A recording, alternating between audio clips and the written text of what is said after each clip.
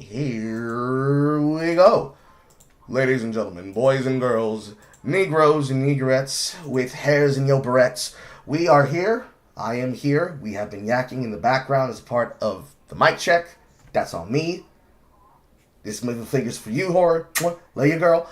I am here with Sheepsidian, one of the panelists of Friday Night Hypnosis, one of the Negroses with the mostest, and one of the other loudmouth blacks on the internet. Something like that.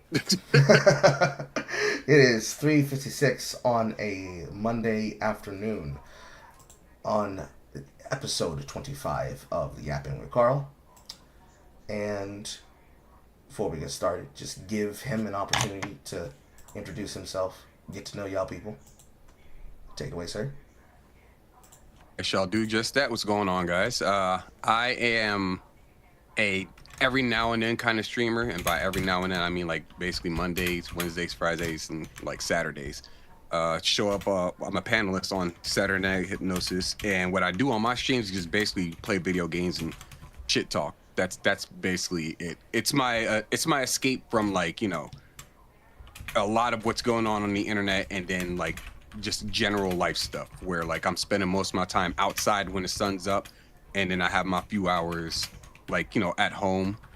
Just when I've spent my time with my wife and I spent my time outside, I come home and I stream for like a couple hours out of the day, and that's it. That's my therapy. Like, men don't go to therapy, and this is why. That's me.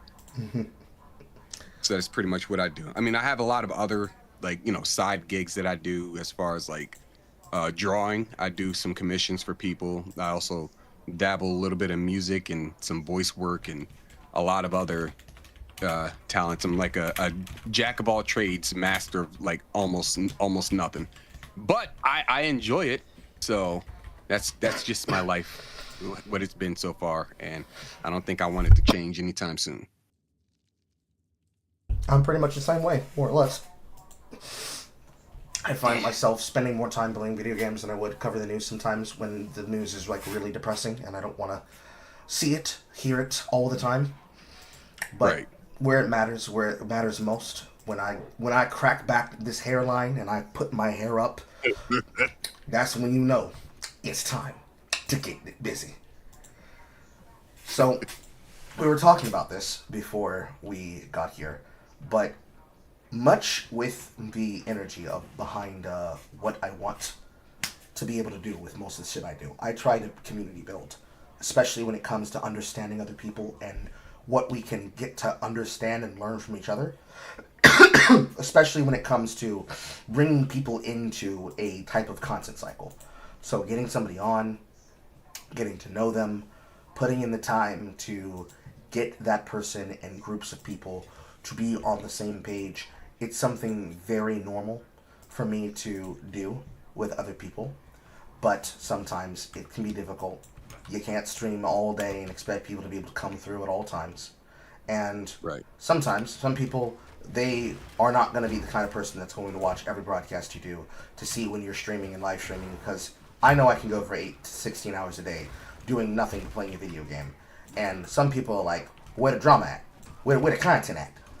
But at the same time, when I do sit down and cover the news, I'm going to end up doing it a certain way, and I'm going to have a certain view. And I'm going to stay on that view, not to just repeat a talking point, but specifically to get into what I think is the most important thing to talk about in that situation, which does not mend to most people, you know? Because talking constantly with just yapping and yapping and yapping, especially amongst yourselves and others, some people are for it, some people are not. The kind of person who would probably not be for it is somebody like one of the haters I've had in the past, Shark03, if you've ever come across them. Or people like, during the entire thing involving Mr. I know everything and you can't tell me something wrong, which would have been our lovely not friend of the channel, Pirate Software. That kind Oh of boy. that kind of individual is very used to being in control of the conversation and not necessarily being a part of the conversation. I know that in the past I've been one to talk ad nauseum, even people accuse me of it now, but it's like there's momentum. There's a tempo to this shit. Because I was having this conversation with another member of DevCourt who happens to be one of the moderators, and it's like, you want to have the space and you want to make the space for everybody to talk to each other, right? So I'm sitting here playing Path of Exile 2, keeping my hands busy and my brain busy while I'm talking, and it's like sometimes some people are going to want to interject. They're going to want to have the ability to get their piece out and say their part, right? But it's a tempo based thing. You can't just stop a broadcaster in the middle of broadcasting and be like, Mr. Streamer, I have this really cringy joke I need to say. I need people to hear my humor. It's very important that I kill the momentum of this conversation so that I can make a very topical joke that's only going to land with like 5 people. And there's like a time and place for that. Because there's also a time and place for the interjections and the interruptions where it's like, wait, before we get into that, can you define what you're talking about? Because not everybody's going to know where the fuck you're coming from. With how esoteric, that's the word I'm going to use to describe myself in this moment. Esoteric a person like myself can be, or yourself can be, or Cassie could be, or even Horror could be, depending on what type of timing we're on at that particular moment, whenever whatever's happening happens. When we are in our groove, when we're in the beat of the moment, interrupting that is probably the most detrimental thing possible, right? Yep. Because the thing that you're going to then get accused of is, well, you're talking so long and you're not getting to your point. It's like, nigga, let me give you the tail and tickle your bully hole, and then we'll talk about that autistic shit you want to talk about. Because if you can't see or hear where I'm coming from, then that's going to be impossible for you to follow with what I'm saying. Because then I got to repeat myself. I got to start over again. It's 1 + 1 = 2. 2 + 2 = 4. So that when we start talking about imaginary numbers and integers, people are like, well, we already know basic math. And it's like, okay, so do you know about the situation I'm about to talk about? No, I don't know anything at all. So why did you interrupt me when I was trying to set shit up? It's like, oh, well, I just felt like I needed to talk. And it's like, I felt that it was boring. The energy of this situation, Carl, you got to understand. It's like, yes, but there's a time and a place. We don't need to act like idiots. And I am certainly one that I am tired of seeing idiots being given the microphone. And it's like, they're going to start grifting in like 5 minutes. Like, you don't know that, Carl. Meanwhile, hey guys, buy my new shit. Buy my new toy. Come here and come do this shit with me. And let's make money off this situation. See? Told you. Well, you didn't have to be so smug about it. It's like, nigga, I can't tell you shit. I don't know if it was the same. I earned them smug points. Yeah. I don't know if it's been the same for you starting out, but I'm certainly tired of being Negrodamus. I'm sick of this. Helios, I'm tired of this gift of prophecy. Take it back.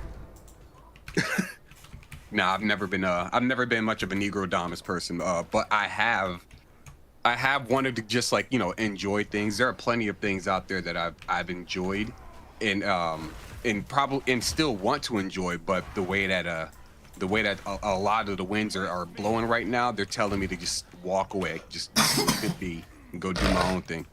Mm-hmm. I got a dog yapping in the back agreeing with me. Hey, shut up, Carolyn. You named your dog a white woman's name? You said what? You named your dog a white woman's name? Oh, I didn't name the dog. It's actually like me. If I named the dog, it'd be something like we have a dog. He's mostly black fur, and we named him Sydney after Sidney Poitier.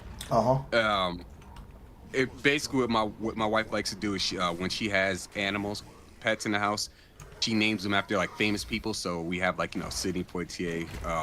Okay. I was about to say Grace Randolph. But I can't remember all their names. We have Betty White and like a lot of other like animal names. Bruce Campbell was another one. So we had another dog too. His name was Tiberius. That one was named by excuse me, my mother-in-law. She named him after obviously James Tiberius Kirk. So they're named after famous people. I didn't pick the name though. The white woman name was my wife. I see. One of those many ways they get back at us. Yeah. But yeah, it's I don't know if it was the same thing for you starting out. I know you said that you just ended up going your own way. For me, Yeah. it was very much a touch and go situation because I was started my online existence just as like any person does, watching videos in school, and somehow I ended up becoming friends with the people who were making the content that I was watching. But I was never a follower. I was never the type of person that's like, oh man, if it didn't happen on my friend's video, then I don't know it exists.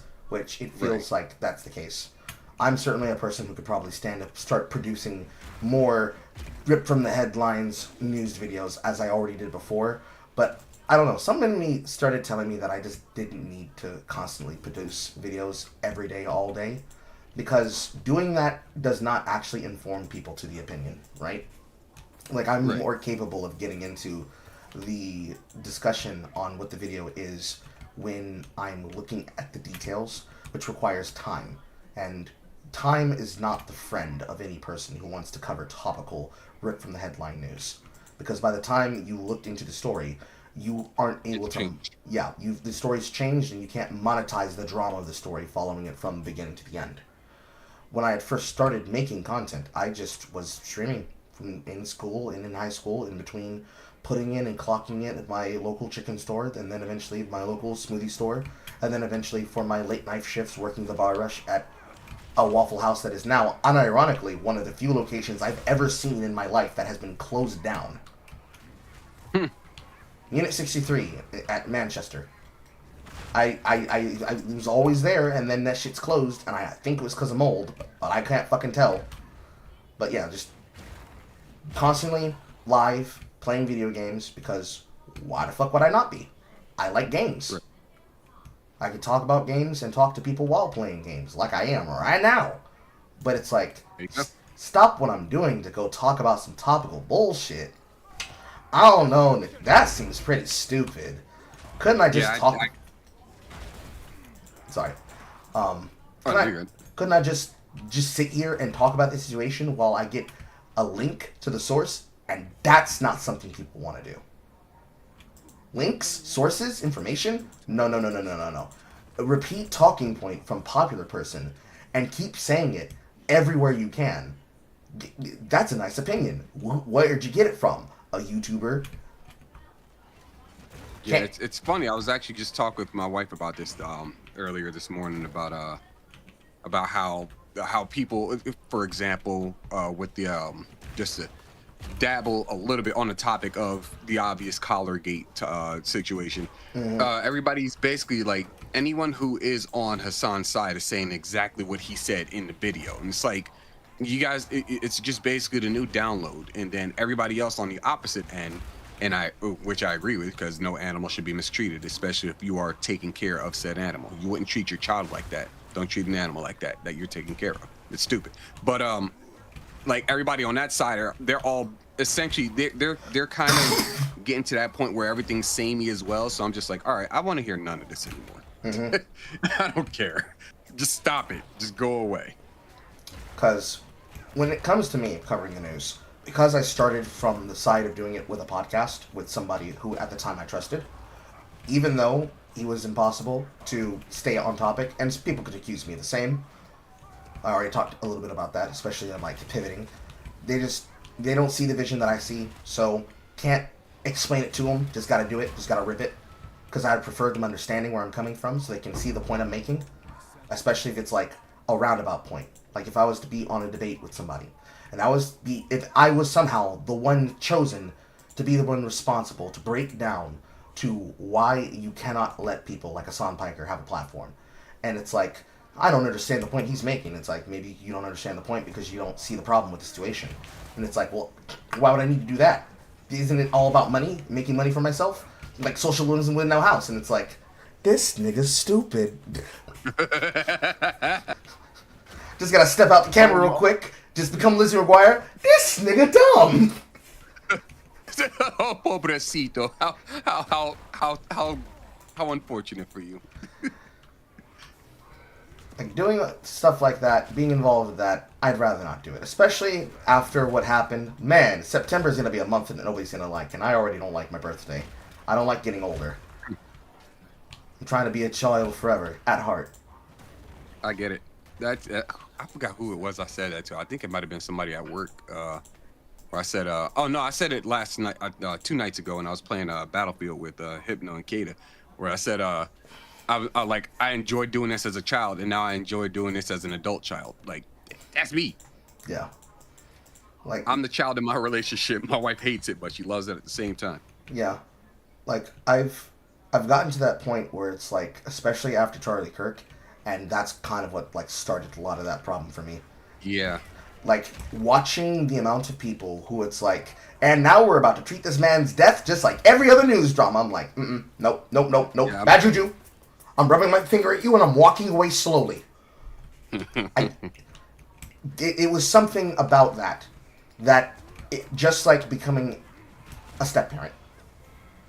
My family keeps trying to remind me to say, well, you're not married to her because of legal reasons, but this woman, she ain't going nowhere. She's mine's.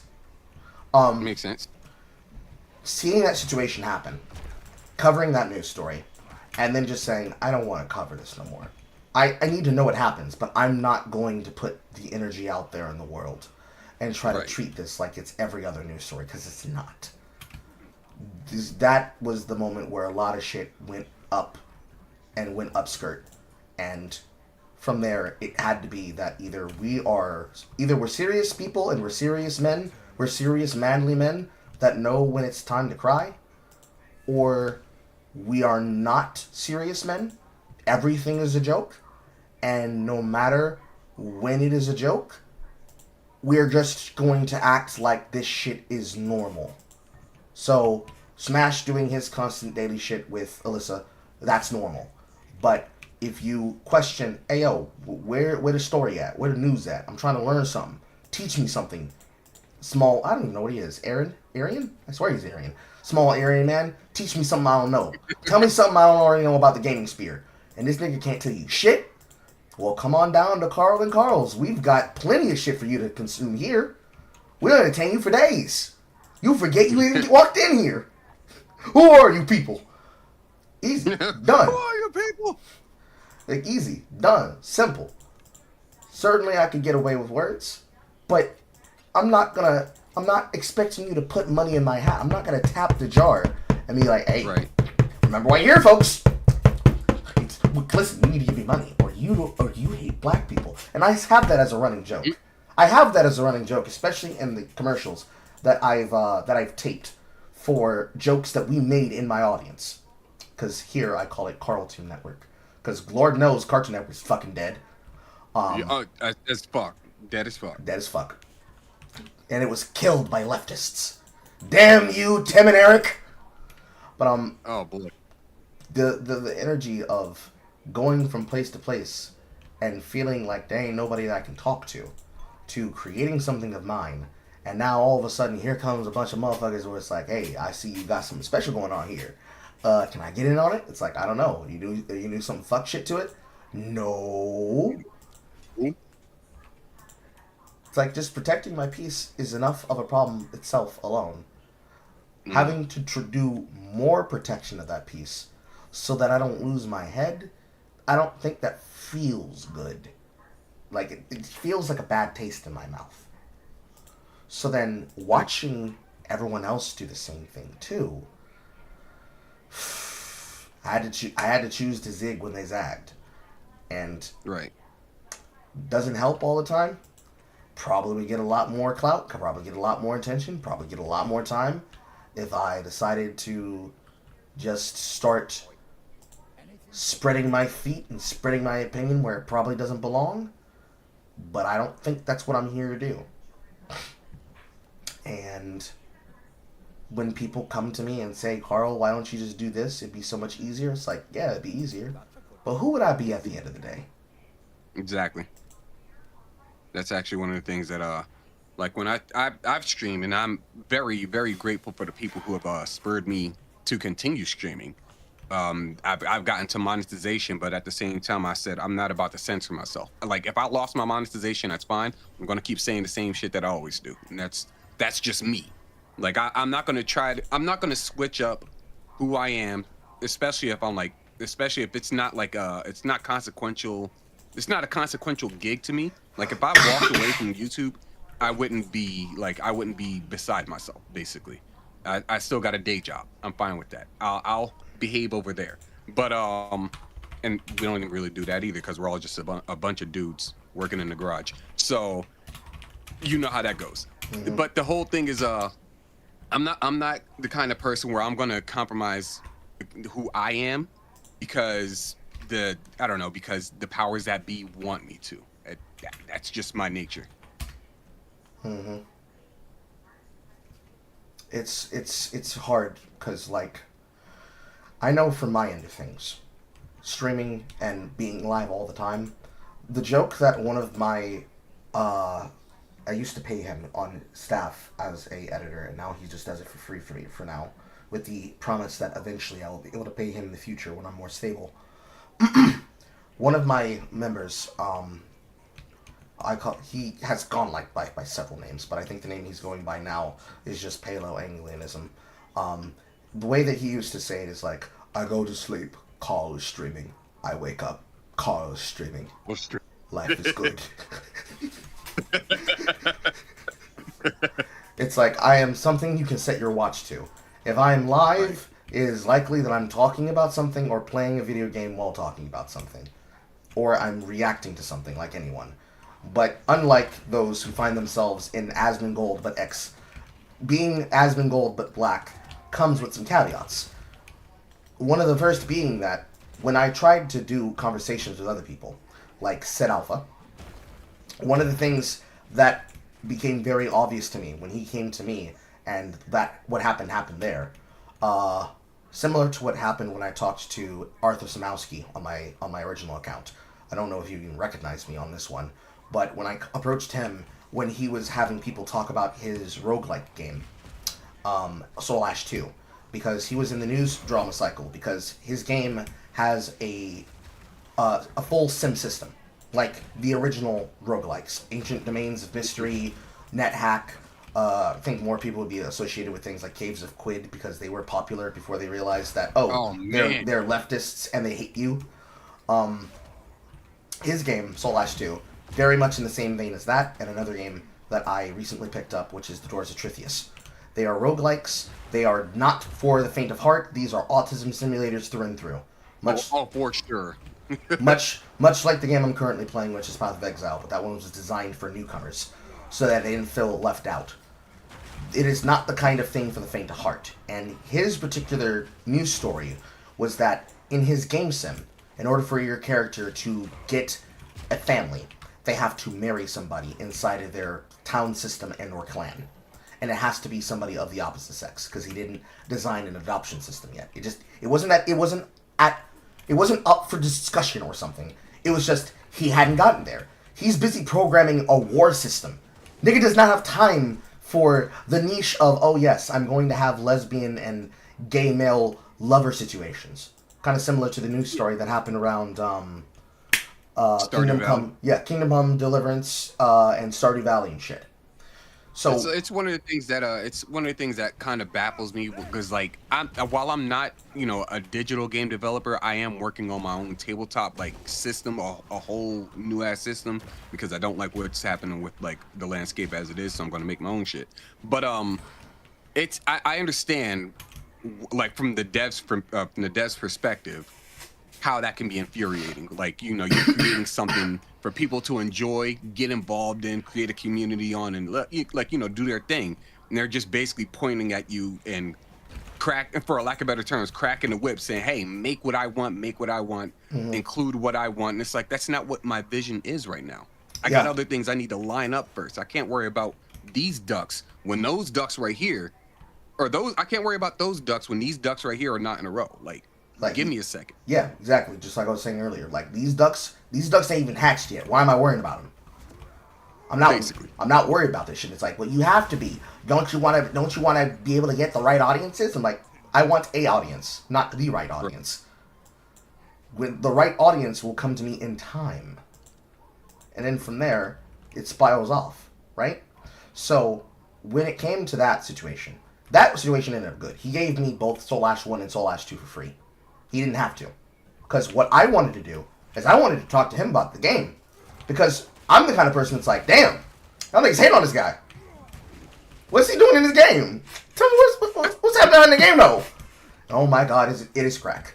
If you've never played a true autism simulator, in the vein of a roguelike, not the roguelites, you know, not the Hades likes, and not the fucking not the mini card builder rogue deck simulators that are abandonware and just fucking spamware all over all over Steam and what have you, but a real rogue like, you will lose yourself.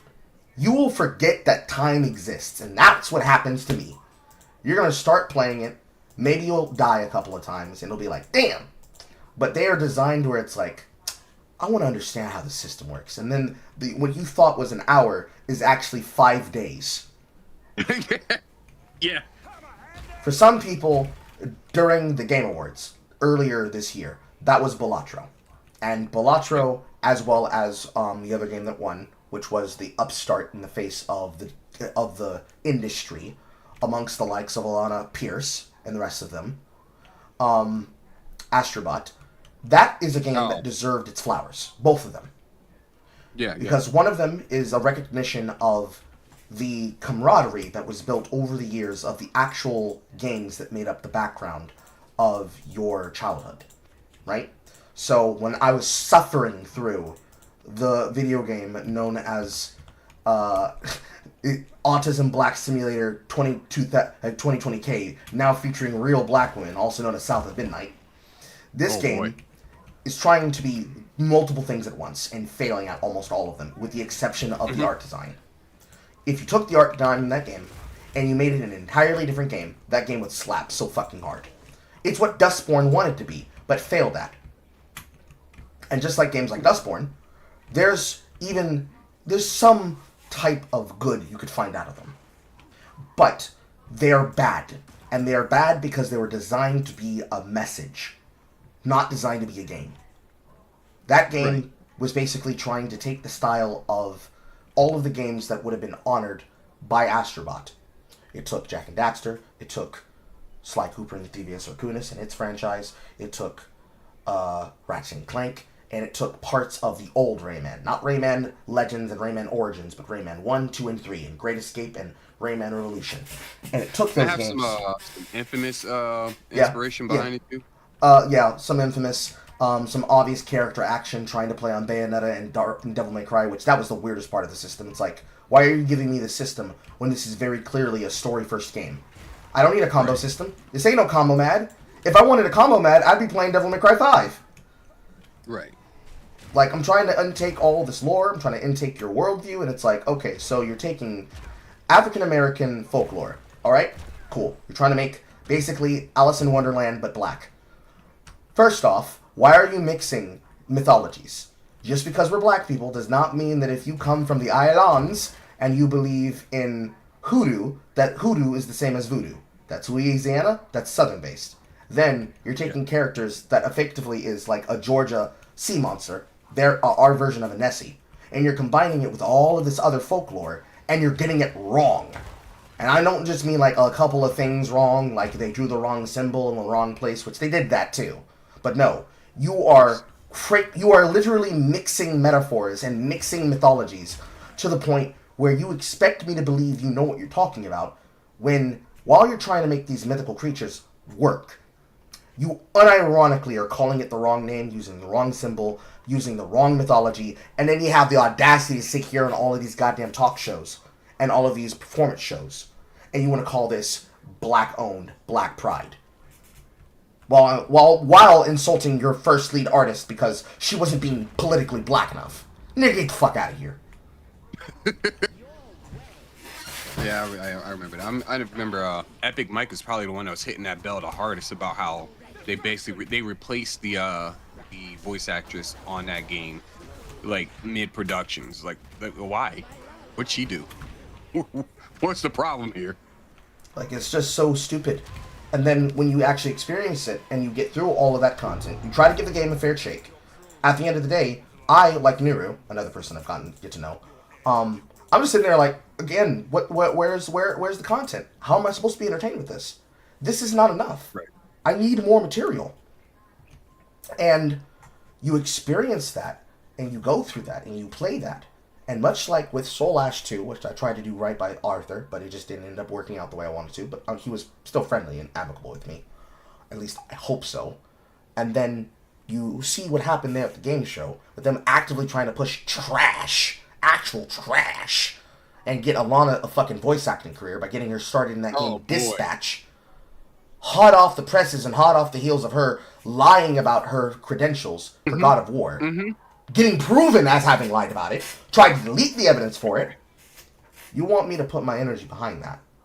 But y'all motherfuckers can't play the video games I play. And worse, you can't even understand the reason why people are pumping up Balatro. I ended up being so annoyed at that situation and a particular troll that was trying to harass people in the comments that I actually just ended up just fucking digital puppeting his ass.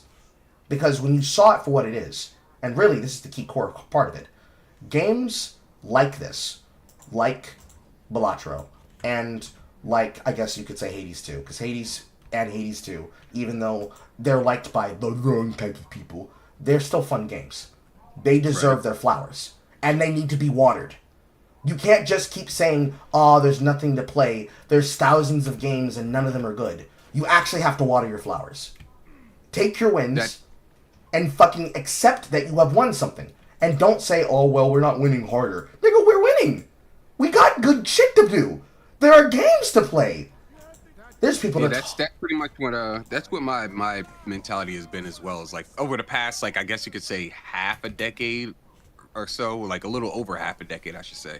A lot of games have just been letting me down and let me down. It's in like in most recent years, like I put like Power World, for just put into perspective, Power World released at the beginning of January of 2024, and I've already put almost 2,000 hours into the game. That is one of my favorite games of this generation, and I will sing it. I will sing the praises to the fucking mountaintops. And the same thing happens with, like, you know, Dragon's Dogma 2. The same thing happens with Dragon Quest Builders 2. I just completed the game on Steam, and I'm still playing it because it's that fun. There are plenty of games of this era too. Marvel Cosmic Invasion, I just played a demo for that, and I enjoyed the hell out of that. Somebody, thank you, gifted me what's the game? Absolum, which is just like it's a roguelike beat 'em up, and I love me some beat 'em up games. So like you drop that on my lap, I'm gonna check it the hell out. And I've been enjoying a lot of what they've been releasing recently. It's not so much, oh well, you know, you look into the deeper meaning of what this development team has going on because they hired this one person who did this one thing, who did this other thing. I don't care about all that. Is the game good? I want the final product to be good, and that's all I'm asking for. Very much the same thing, because I cannot glaze shit that's boring. I can't. Right. So, in that situation, when it came to that talk with Arthur, he is Polish. So he at the time was going to take a wellness vacation with his woman, and he had originally wanted to do like a email interview, but I had wanted to do a on camera talking interview because it's easier to talk to somebody than it is to give them an email interview, even though technically that is also admittable. The way that I see it, I would rather talk to someone directly than necessarily send them questions. Because at that point, I'm giving them a questionnaire. And I prefer the interaction of talking to somebody personally. There are things that you can find out about somebody by talking to them passionately about something, which comes to the energy of yapping and talking at length on camera and chilling. Then you can having questions and conversations over email or over talk or text. Because obviously you can't read inflection and tone through words in text. But at the same time, that gives them the energy to research things. Right. Especially if this is a person who tells themselves to be something they're not. So I can tell you right now, if I got Smash, if I got JT, if I got Mr. Jeffrey in front of me, and we started talking about video games, I know he's going to be lost. Because I know he's not playing games. He's too deep in the sauce of the drama. Just like if in an alternate dimension where I decided to become more like Sharkster 3 instead of becoming an actual man and stayed as a man-child. Somebody tries to talk to me about something personable that's outside the sphere of politics, I'd be lost. I wouldn't know what to do. because I'm looking for the safe opinion. And I'm not looking for safe opinions. I want the real opinion. I want them to tell me some shit that's real. I need to see the real, because I need to know that they're a real person. Which is not to say that they're not a person because I declare that they're not a person because they don't have the same opinion as me. I want to know if there's something deeper going on inside their head. I want to see if there's actually something they're passionate about. And it's not just all, I'll sacrifice everything as long as my name is being talked about. Because when it came time to talk about things like that, ironically enough, with Sid Alpha, Sid tried to skim one of my VODs of content. And when I'm doing things like I am now, there will be times that I'm doing things in the background, especially if I'm listening to a subject matter, letting them finish their opinion and not just constantly talking over the shit the way that some reactors do. Much to the chagrin of my head mod of discipline, because horror will often be like, Carl, you can't just sit there and just buff the shit, and I already know that. But it's like hearing the person, letting them finish, not clip chimping them, not pause-ending them, letting them get to the end of their sentence, and then giving my opinion, looks like you're not listening if the person doesn't realize that you're actively writing down and taking notes. So I can show you here in the background just an example of some of them. I've deleted some of these because Sheepsidian is a very funny program, but when it comes to like doing research, listening to the VODs of a person's content, and then trying to summarize your ideas and opinions to other people, as I'll show you here inside of the server, I have entire files that are full of notes that I'm taking from the screen and from VODs to refer back to other people. So this one would have been on a woman by the name of E is Social, about the woke content detector group, that it seems like that group was meant to be a honeypot to get other people to react to that list, because they thought if they put certain types of games on it that they'll react in a certain way to it. Or say the other things that I've made in reference to people like one of the Bone accounts with bone faces by the name of Sean. I forget if it has another name, but he's one of the known political lolcows of BreadTube and of the left wing. And all of this information here that comes down with reference to information, especially including actual keynote speeches made by people like Neil Druckmann, that I will refer to back constantly, because just like when the lead owner of Sweet Baby Inc. made her keynote speeches, they'll say, oh, you don't know anything about what they're talking about. You don't know what SBI is about. You don't know anything about that. It's literally unknown. That's another one I want to show you about. I'll run back to that one in a second. But when they'll make keynote speeches, and they'll say certain things, and they say, you don't know what you're talking about. And then it's like, actually, yes, I do. So here are the notes that I took on the Peterson surrounded debate, and all of the notes that I took while talking, and timestamps. They don't see this sometimes, because it's not on the camera. So when they see us talking, I know you do it for my own good, Carl, for my own good, Horrell, love ya. They don't see the notes. So for the audience that are here, watching here, let me just show you the screen that I'm showing him on the inside real quick. Pay no attention to the black man behind the camera. If it's not on the screen, they don't know that I'm taking these notes, right? So, if they just click on a video, and they have no idea that I'm taking notes during shit, and I'm breaking things down, and I'm asking deeper questions that I'm going to follow up with, or I'm trying to get down as much information as possible, so that when a person says, well, you're just one of those lolcows that goes out of their way to just say shit that isn't real, it's like, no, I'm going to tell you exactly where I got it from. I'm going to show you exactly where my opinion came from. I'm going to break down exactly my problem with what you're saying. That is the sub-donor tracker, that's different. Or I'm going to document something like, say, somebody in my audience. Why did I get banned, Carl? I didn't do anything wrong. Oh, I just caught you doing things that break the rules of my server, so I'm removing you. Or, worse, the squares. This one gets used often. This is talking points that get used frequently, like how to communicate with people inside of gaming spaces, how audiences talk to each other, how influence is reached through impressions, the actual top and bottom of an impression funnel, how discourse happens, what happens when you start closing your audiences off. What happens when a person thinks that they have more right to a conversation because they feel that they're closer to the subject matter, when it's about bringing everybody into the space, not out of the space?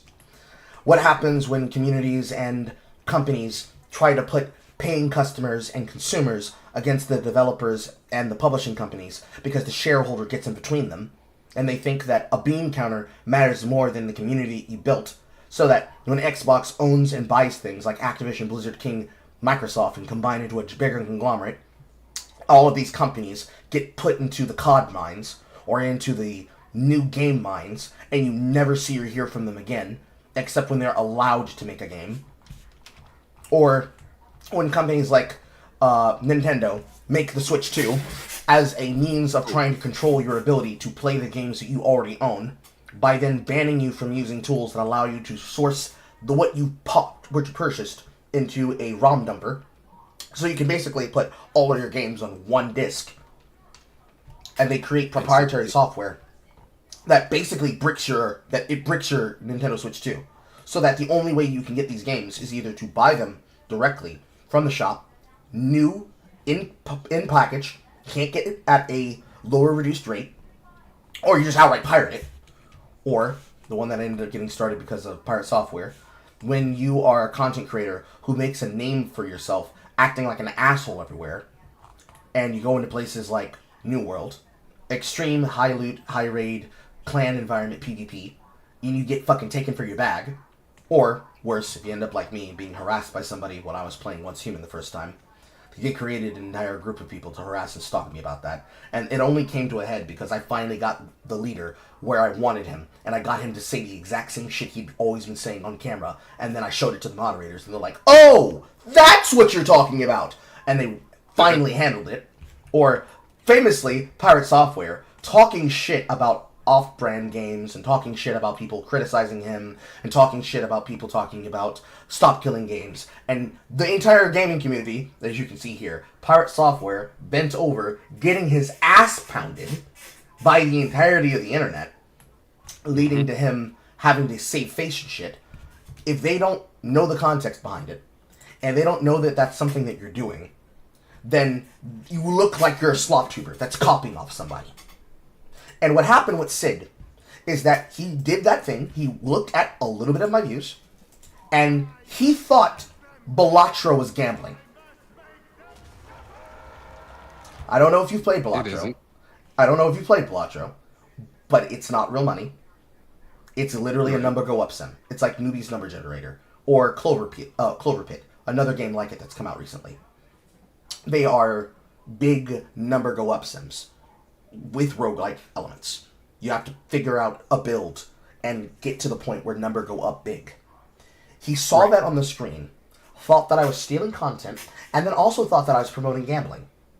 And instead of having the conversation, said, "Nah, I'm not going to platform this. I don't want to be a part of that." And that led to me looking at them, all of the people in our field, very differently. Because it's like, how don't you know about Balatro? Everyone and their mother has heard about this game, especially going into the Game Awards. Assuming this is a person who talks about games, and he does, how do you not know about one of the upstart games that has taken and pushed out a bunch of shit that shouldn't have been there in the Game Awards, if it was made for actual gamers, and upset the industry? Because here's yet again another indie game destroying these $69, $99 fucking Phantasmagoria fests that are just you holding down a button and watching cutscenes. Oh boy, it's like and what's funny about Lacho, for example, is a lot of people. It's one thing if you're like, just the standard come home, play Madden or Call of Duty kind of gamer, and you don't play anything else. You just had games you grew up with, and now you've got your niche. You're sticking within that realm. You're not messing with anything else. Okay, you might have heard of Balatro at the bare minimum. It's especially if you're like any level of interested in other games or watching the Game Awards, seeing what upcoming stuff, like maybe a new Mortal Kombat, a new Madden, or whatever 2K game is going to be dropping. You would have heard of Balatro at the bare minimum, and you can put it out of mind, but you might have heard of it. I can't take anybody seriously if they go, "I've never heard of Balatro." What do you mean? Everybody has been playing it. The biggest names in gaming have been playing it and talking about it and praising it to hell and back. Come on now. And worst part for me is that you could apply that to anything, right? You could say, Right. Once Human. You haven't heard of Once Human? Fucking League of Legends. You haven't heard of League of Legends? Although I'm pretty sure everybody's heard of League of Legends. They've heard of I'd hope so. But it's like, how could you have not heard about X game when it is literally the talk of the town right now?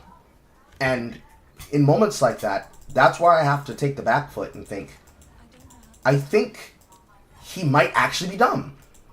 Because it's like, I'm told by all these people, oh, you want to talk to this person, you want to talk to this person, this is the guy you need to go to talk to this. And it's like, I talked to that man. He's stupid. There's not a single thought in his head. Nothing. Right. And then it's like, I don't want to trash your favorite, but your favorite's actually retarded. And then it becomes a case of it's like, well, you see, I didn't feel like it was going to work out because you seem like one of those types. And like, I seem like the type of what? The type of nigga that's going to call you on being wrong? Because Lord knows I'm not going to keep myself quiet and be like, Carl, this is your opportunity. You just have to suck the cock. Nigga, I ain't sucking that cock, first off. Spend my fucking time on this shit and you think I'm going to pull up and see that this bitch got a dick. No. Like, I'm not Digbar. I can tolerate wood, but I ain't no fucking lumberjack. Yeah. So I'm not gonna glaze that shit to start off with. Period. Then, Right. you want me to play some shit that I know is trash and promote it for popularity? No, I'll stay small. I ain't doing that. Yeah. That's pretty much my my mentality when it comes to like, especially when it comes to getting your name out on the internet, is like I'm way more receptive to like, organic growth, even if it's by my own, like, my own pace. I would prefer my own pace. It's like I would rather prefer to have a small, genuine 12-man group than try to cater to everybody on the planet. That shit gets exhausting. It's not who I am. Couldn't be me. I'm not about to, like you said, I'm not about to suck no corpo dick in order to get like, a leg up to get the other dick. No, I'm good, dog. You keep that shit. Because what am I gonna do at the end of the day? I'm gonna suck this cock and it's like, oh yes, finally, I've sucked this dick and now I'll never have to suck a dick again. That's not what's gonna happen. It's like, Nope. Now that you suck this penis, I'm gonna need you to bend over so that this corpo sim can rape your industry for all it's worth. And in exchange, you get to be front row center at the event that has been sports washed by our country, and you better not have any gay people in your audience or else they're getting a free lesson in gravity. Yeah. Oh god. Thanks, Qatar. Thanks, sovereign money in Qatari investment fund. Where would I be without you? Ow, ow, my asshole hurts. Right. Dripping, dripping, ow, ow. Hey, Carl, how was the event? I was standing the entire time. Oh, it was that full? Something was full.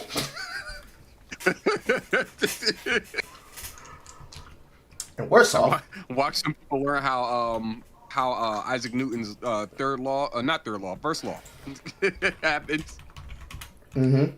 It's like what do you think was gonna happen next, dumbass?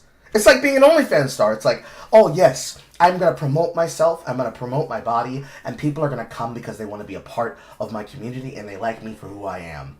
Meanwhile, now serving 947, it's your turn to fuck Bonnie Blue and Lily Phillips. Gross. Oh shit. Yeah, no, that shit was fucking atrocious, dude. Oh my god. I don't even remember if I watched the documentary. If I watched, I think I watched Jay Longbone watching it. Oh yeah, and, I was there.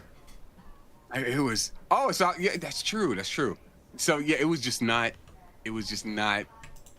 And it's funny because it was like the one question the guy asked is like, "Aren't you worried about like getting the disease?" And she's like, "What? What do you mean by that?" And I was sitting there like, "Oh no, she's for the streets. She's beyond the streets, dog. She belongs in like a petri dish at this point. Couldn't be me. Holy shit."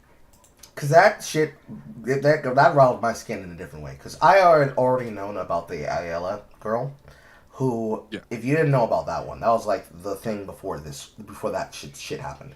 Because it feels like Lily Phillips and Bonnie Blue are trying to dually be the biggest whores right now. But that's mostly what happens when you start falling for attention. The Ellis situation was worse. Who the fuck puts together a family and friends cream pie gangbang? Call from Marion. with an exit interview. Oh no! Oh, I'm pretty sure the chart's still up there on her page. But no, they had it. They had an entire process. Okay, they had an intake. They had the screening, which thank God they did more screening than either of these two. They screened it. They screened for people. They had to do preliminary tests and checkups. They had an entire flowchart of it. In fact, I'm gonna go find it right now. my thought process in the whole thing is what family member is looking at that and going, you know what? You might be my first cousin or my sister or I don't know something like that, and you just like, but I would like no what no stop. Oh my God, she even made. Or at least if you're gonna do that, like keep that shit in the fucking keep that shit like behind closed doors and deal with it that way. Don't put that shit out. Don't what the fuck are y'all doing, man?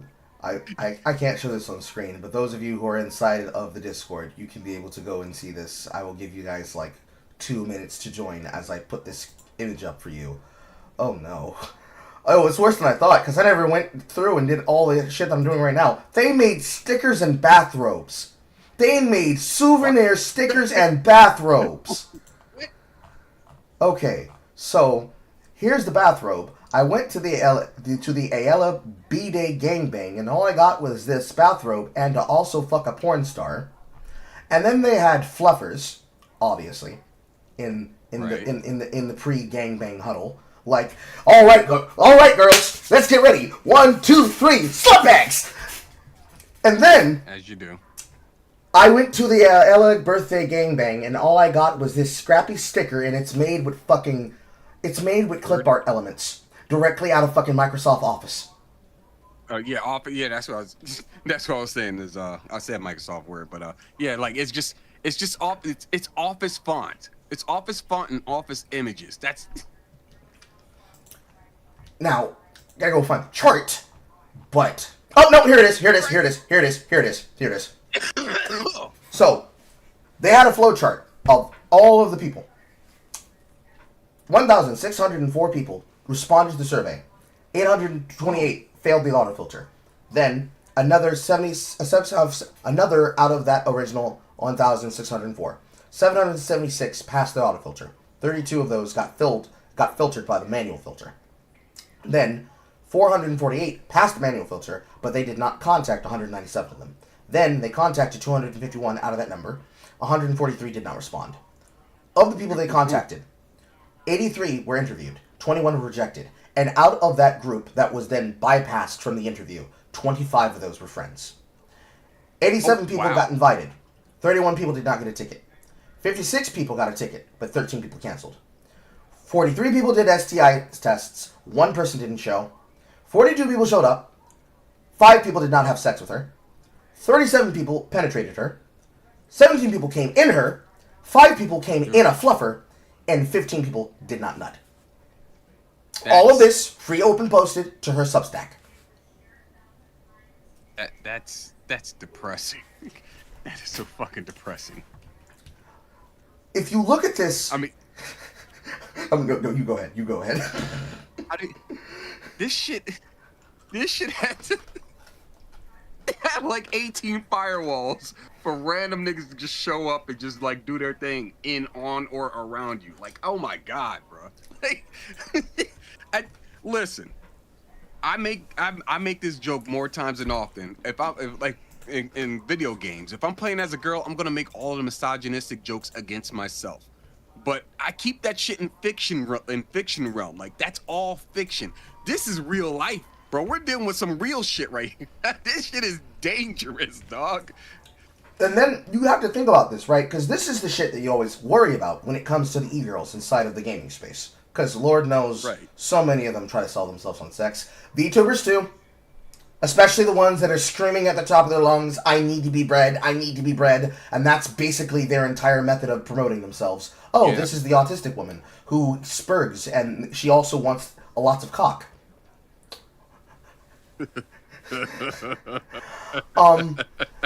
I find it to be concerning where actual porn stars on Twitch, former ones, like the one that was pregnant who ended up breaking her back because she jumped into the foam pit at TwitchCon. Yeah, Adriana Chechik. Adriana Chechnik, and all the other ones that have like shown up on a platform, even including nasty ass ones like Violet Myers. It is ironic that Ayala and all of those hired porn stars, unironically, were more decent, more protected, more respectful, and more systematic with how they chose to slut themselves out. That they somehow are more respectable than Lily Phillips and Bonnie Blue. That fucks with my head by a lot. That's just, that's just. Oh my god. I mean, but I mean, just to kind of like that's a crazy ass funnel though. You go from like 1.6K all the way down to like the double digits, like the low double digits too. So I get it. At the same time, that's still not something I would do. I'm sorry. I Not get even, it. not even, yeah, not even if I was single, I would never, I could never. No, I understand. I understand if you're like, you're putting on an act, like I don't know, you're putting up like maybe pictures on OnlyFans or something like that. That's one thing. But I'm not about to. If I were a woman, I'm not gonna turn myself into, the pelvic pincushion of the month. Like that's not what I would do. That's just ew. I think that's the only thing I can say at this point is ew. That's my period on the topic. Ew. And the worst part about it is that if you just look at the flow chart and it's like, oh damn, that's crazy. But then she had more breakdown. Because you see, the fun part about Ayala was that she was scientific about the shit. Because that was the thing that she talked about. Because this was an episode of the Bridges podcast that she did with Destiny and Not So Erudite. Oh, and God. Erudite ended up taking Bridges with her in the content divorce when Sex Epstein started getting blasted across the micros. But Stand but now. you got charts about the fluffers.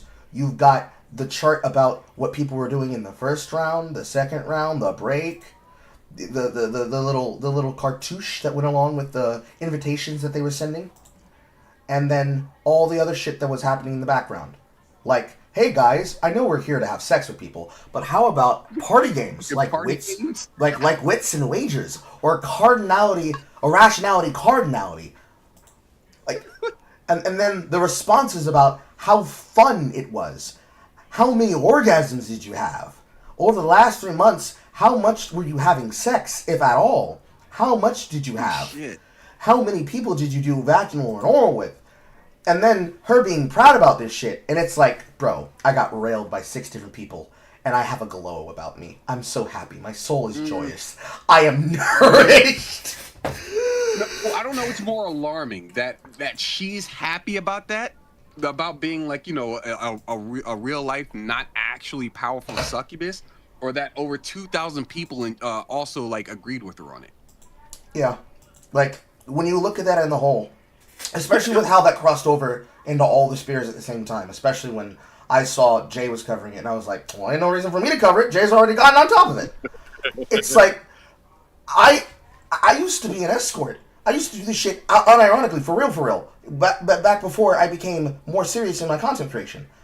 I was fucking terrified and exhausted, but somehow deeply fascinated by this. Because it's like, wow, she's actually doing it. And she's honest. And she's actually dealing with it.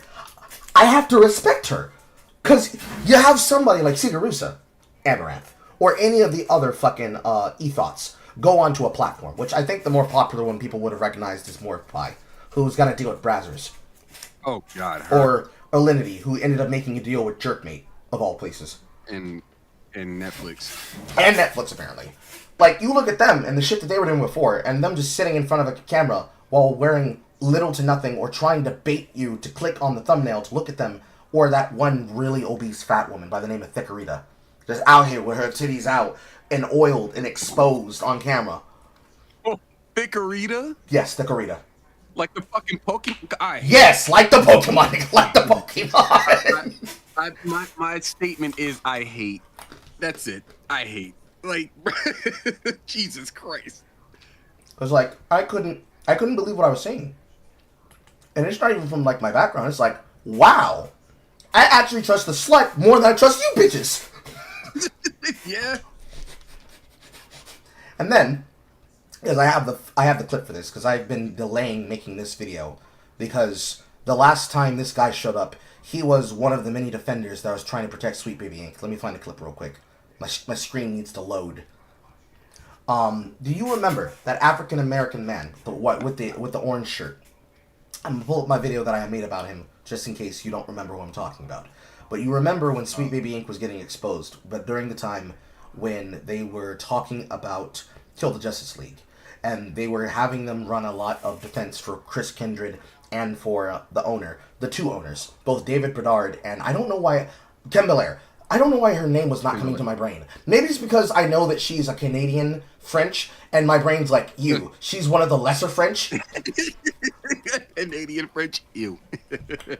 But it's when David Bedard and Kim Belair were trying to hide their involvement with their third-party investor, and how they had originally made deals with Abubakar Salim, with that other group that they had founded. This person came out of nowhere and was just being promoted, just like a bunch of other shows like Straw Hat Goofy and whatnot. I don't remember this motherfucker's name because his name's not worth remembering. But I ended up making a video because his face was everywhere, because he was smugly trying to declare that he knew what he was talking about. It should be under Yap-In. No, not that one. SPI. It's not that one. Should be in the videos. I'll have to look for it manually. Oh, wait one second. Scroll down. Here we go. People be yapping. That's right, because I wanted to call it niggas be yapping, and I couldn't do that because YouTube. Makes sense. So, this motherfucker. Alert. His name, at least at the time, was 8-Bit Closed Fist. He put a microphone onto one of his PlayStation games, and was telling people that, in the smug voice that I keep mimicking, you don't know what this is. You don't know what Sweet Baby is. Nobody knows. Only to be revealed by the people that exposed it. This gentleman. This nigga. Yes. Okay. Now I remember, because this is the same motherfucker I went off on before, because and I remember him specifically using the fucking Marvel vs. Capcom disc as a fucking mic clip. Mm-hmm. Like, what? I hate this dude so fucking much. Like, he's got to be one of the most manufactured let me sit at your table motherfuckers I've ever heard. Like, yep. Jesus Christ, I hate this dude.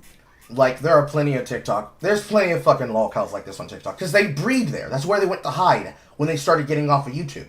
They ran to TikTok, and they started making themselves popular on TikTok in short form. So, even though they have no fucking presence anywhere else, and they have a hard time converting that presence, they live on TikTok and they live on Twitch, because they use both of them to try and grow their audiences. For whatever that's worth. This motherfucker is back again, and it was over the shit involving Ghost of Yote. And I have that clip on hand. And I can play it for you. It's not very long. Bring that screen down. Change this screen over. Get this playing. Because it was over that fucking map shit. Bring this down. Bring this up. Here we go. And for the benefit of the audience, I'll put this on the screen too at the same time. Oh shit, he got a haircut? Apparently. And grew his beard out something. He's trying to look like what's the guy's name from Run the Jewels? Yeah, he's trying to look like he's trying to approach Running the Jewels and Black Kratos.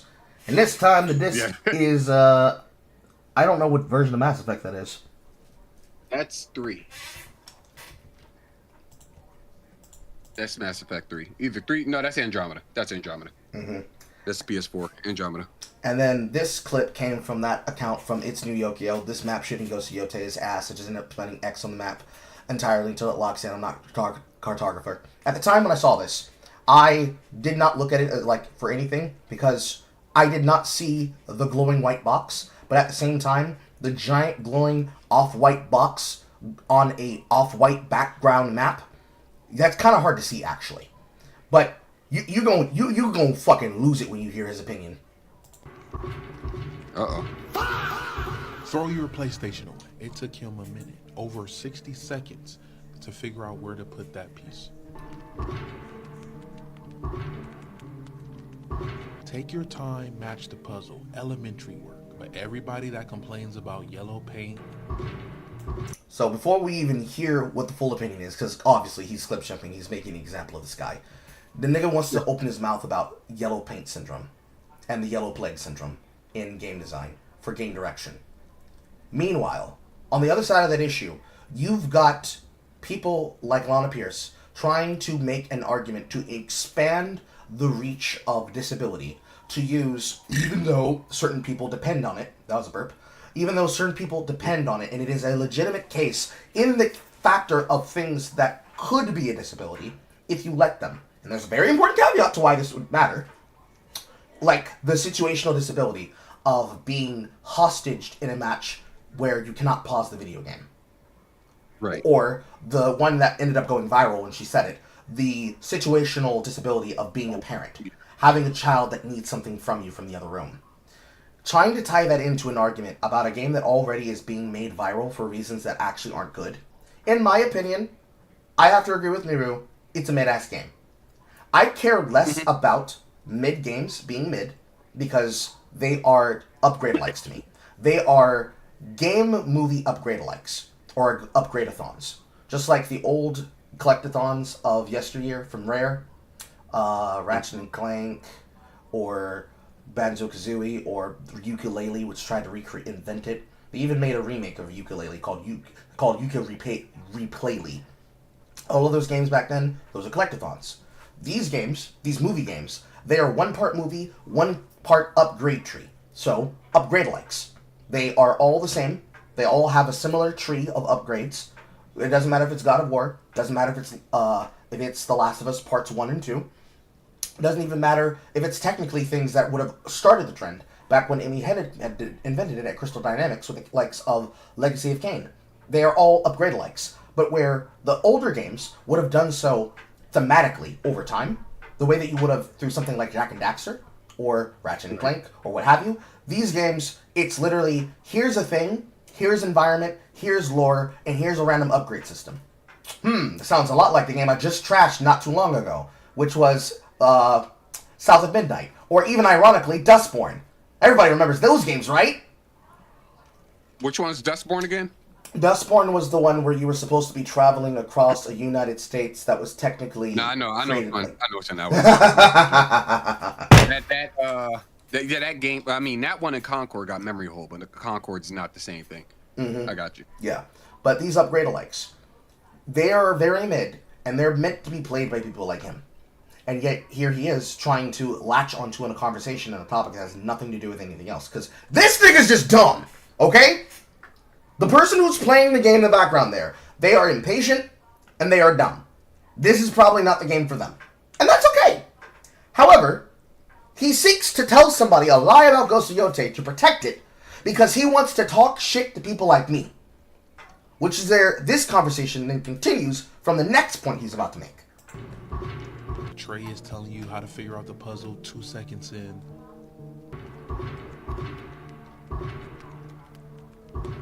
No Twitter checkmark. This is not rage bait. He was dead ass. Watch it. No, look.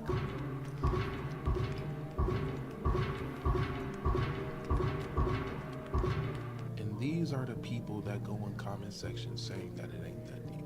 As a society, what do we do with people like this?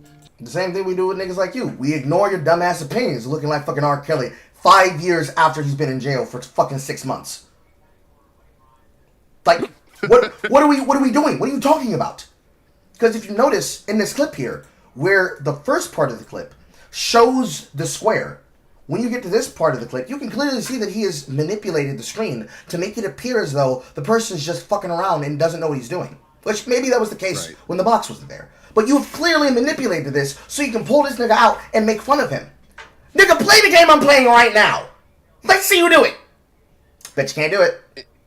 The funny thing about a situation like this, I see nothing wrong with somebody not knowing what to do in a video game. Primarily because I'm playing Silk Song on stream. Like that's the current game that I'm playing before I move to like another, like maybe a horror game before Halloween hits or something like that. But I'm playing Silk Song, and I'm playing the game. There are a number of things that I'm doing that a lot of people are like, oh yeah, it's this, that, and the other, blah blah blah. You can go this way, you can go that route. I didn't know there was a fucking double jump in the game until somebody said, "Oh, did you get double jump?" I'm over here like, "There's a double jump." It's like there's nothing wrong with somebody not knowing what components of a game exist within the game, primarily because that's how the games are supposed to be played. You're supposed to go in not knowing what to do, and then you figure it out, and then you're good. You basically use the results of it to your advantage for whatever next challenge happens. That's how video games work. So when you're looking at a situation like this, it's a guy trying to figure out, I'm not a fucking cartographer. I'm not gonna look at this and be like, okay, I need to put this map together because I know what I'm doing. No. I don't think I've ever played a game where I physically put the map together. So this is fucking French to me. Like I can't do anything with this. Yes. Like your map, it's like you take like what Ash's Charmeleon, absolute bully. He just goes and picks on a Pidgey because a Pidgey's brand new. Like, what are you doing? Yes. Leave him alone. Like this is for me. This is my problem, right? Because if I were to talk about it, I'd be labeled as elitist. And there's a term that we've started inventing to describe this kind of behavior, which is casual elitism, where it's like, okay, so you're angry at people that come from a background of games that have knowledge, like Dark Souls, any Souls-like, Right. especially Elden Ring. Okay, you want people to play the game and not be molested. You want them to have an experience and not have people tell them there's a correct way to play the game. Okay, cool. We give you the space to do that. You go online, you ask for help, or you complain about something. And the natural conversation, how this proceeded, when the first time I saw it happen, a woman goes onto the platform and she's complaining about the deep root fights, where you have to take a 2-on-1 fight against the pyramid sphinxes. She's getting her ass whooped. People notice that she's not using spirit ashes. They ask her, hey, how come you're not using spirit ashes? She says, I'm not using that. That's cheating. People are like, okay, that's cheating. All right. Have you considered learning how to parry? I'm not a hardcore player. I didn't do that. Okay. Have you considered using perfumer buffs? Have you tried using your consumables to give yourself an edge? No, I don't need to do that. This game just is poorly designed and is bad. Okay. There's levels where it becomes, you don't want my help, you just want to talk. Right. That's very clearly the case with a lot of these game releases. There was another fat man who had a mouth on him concerning Final Fantasy 16, who he was saying, Yoshida needs to shut the fuck up. I don't remember his goddamn name, but that's another one that I made as a video on my channel. It's another series called TikTok Insanity. I was sitting there, recording that, listening to him, and watching it back while playing my own JRPG in the background, which I believe was SMT3 HD Nocturne? on my Switch. Yes, Nocturne on my Switch, the HD edition. And his entire opinion was basically, why can't black people be in Final Fantasy? And it's like, it's a medieval game. But the Nords were here, and there were black people during medieval... Shh. It's not that deep. It's not that kind of game. It really ain't. It really ain't. That's reading too much into the whole matter. At that point in time, you're just wanting diversity for the sake of diversity, because you'd have to basically go and do a super duper deep dive in order to find some examples of that shit. It's like when they threw the black people in the background in The Witcher, and in the Netflix Witcher series. It's like, in Poland, come on now, come the fuck on. There's probably like a nigga and a half in Poland around that time. Like, Yes. like let's not act like this shit was just common. It's okay if black people aren't in everything. Same way there's not like, where were like, black people or even white people or Native American, Spanish people, Mexican people, where were all of them in Ghost of Tsushima? Mm-hmm. Like, they existed then. Like, they want to focus on one thing so they can try to get something across the boundary. And for them, that was basically putting in Angrboda, making her black, putting her inside of Nordic society as a god figure, so that you could forget the fact that, hey, did you not remember that Loki and Angrboda are supposed to fuck, and they're supposed to give birth to the giants? completely takes over that, but it's like, damn, the heckin' epic Chungus with the frozen lightning in midair, guys. Isn't that so cool? And Jormungandr got sent back in time because he had a giant soul put into his body as a serpent. And wibbly wobbly timey wimey. Oh, okay, alright. How to gameplay? Tell me about the gameplay. But look at this guy who's not able to do this. No. Tell me about the gameplay. Because I have seen at least 4 clips about this game specifically. I've seen the clips about the Onryo's Howl, the Karen Screech, which I know that's a mechanic that makes it so that you can one-hit enemies. And you have to earn that. That's an earning mechanic. You have to kill people, and you have to not get hit so you can use it. So that's a reward mechanic for gameplay. I've seen the fish clip. I've seen this clip, the map clip. And then I saw the puzzle clips, where they have esoteric puzzles that are one step removed from Moon Logic. Where in something like Donkey Kong, it's like the forest area. There are doors that you have to go through at certain times of day. You can't go through this one during the day, you can't go through this one during the night. Esoteric puzzles that you would have expected in a JRPG, they put things like that in here. And it's levels of annoyance because of the mechanics involved. And then the mechanics themselves that they involved here, you could just you could ignore them. You could skip them. So the fishing minigame, or rather the fish cooking minigame, where you get buffs in between when you go to campfires and you eat and you trade with merchants and you craft your ninja tools. That mechanic system is memorable to me like the original cooking of barbecue meat in Monster Hunter. But that has a simple button press mechanic of you time it to the music and you get your cooked fresh meat. Or if you're trying to make a specific type of cut of meat to then fuse it with another combining item, that requires paying attention. It doesn't require you to put in a 5-button combination and then watch a cutscene play so that you can eat the food that gives you a small buff. Comparable to something that would have been a button press and maybe a cutscene in something like Final Fantasy 15, where you ride with your boys, or for most people who have been playing something, Clair Obscure Expedition 33, which that's basically Mario and Luigi, but the timed hit system is now written around a story that has all your niggas crying. And if there's ever been a person in this audience who played the game, you had to pay deference for having 1 month of making no French jokes. Because it's like, okay, so that's your opinion about this, so tell me your opinion about that. And the opinion completely changes. Because now, suddenly, I don't have something I can make fun of that for. So now this is different. This is bad. He's bad for a different reason. That's bad for a different reason. And how dare you call me out about that difference? Because you're just not understanding. You're not getting it. You're not getting it. But we haven't even finished the clip yet. So let's hear the rest of what he has to say. Because this is the shit that sent me. Especially when he started talking about Yellow Plague. Because the thing with Yellow Plague is like that's for people who are stupid like you. Mm-hmm. I don't need something to tell me where to go. And if I did, I would backtrack and I'd take notes. Y'all niggas don't take notes. You would never be able to play the games I play. But still, let me finish.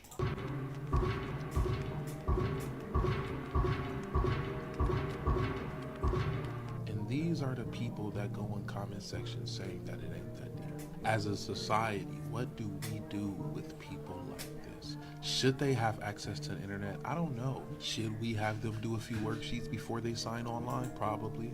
Maybe. These are the ones that complain about a game being too complicated.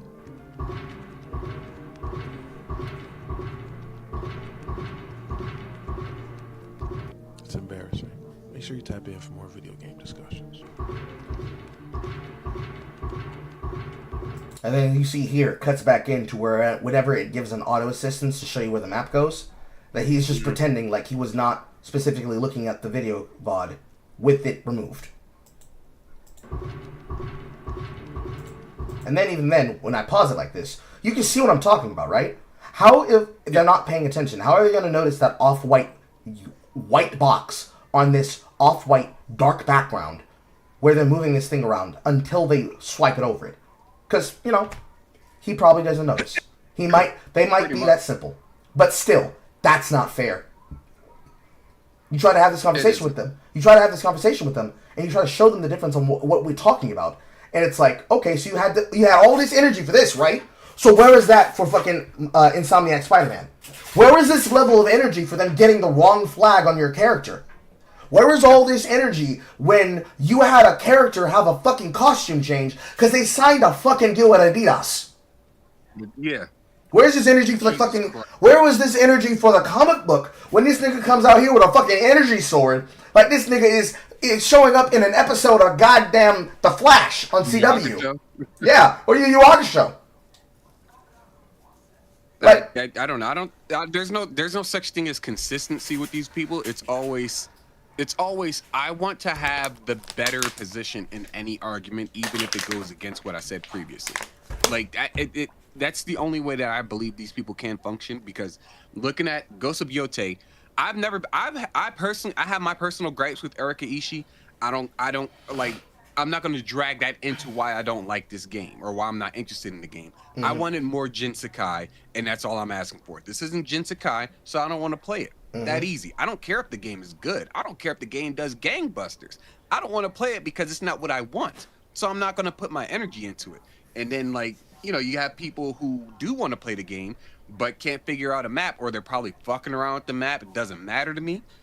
And, you know, motherfuckers like this guy will come out of the woodworks and go, oh, and these people are the same ones that are shit talk you, this, that, and the other. No, now you're misconstruing the whole discussion here, because what you were fighting for before is not the same as what this is now. This is now someone who doesn't know what they're doing, probably fucking around. We don't know.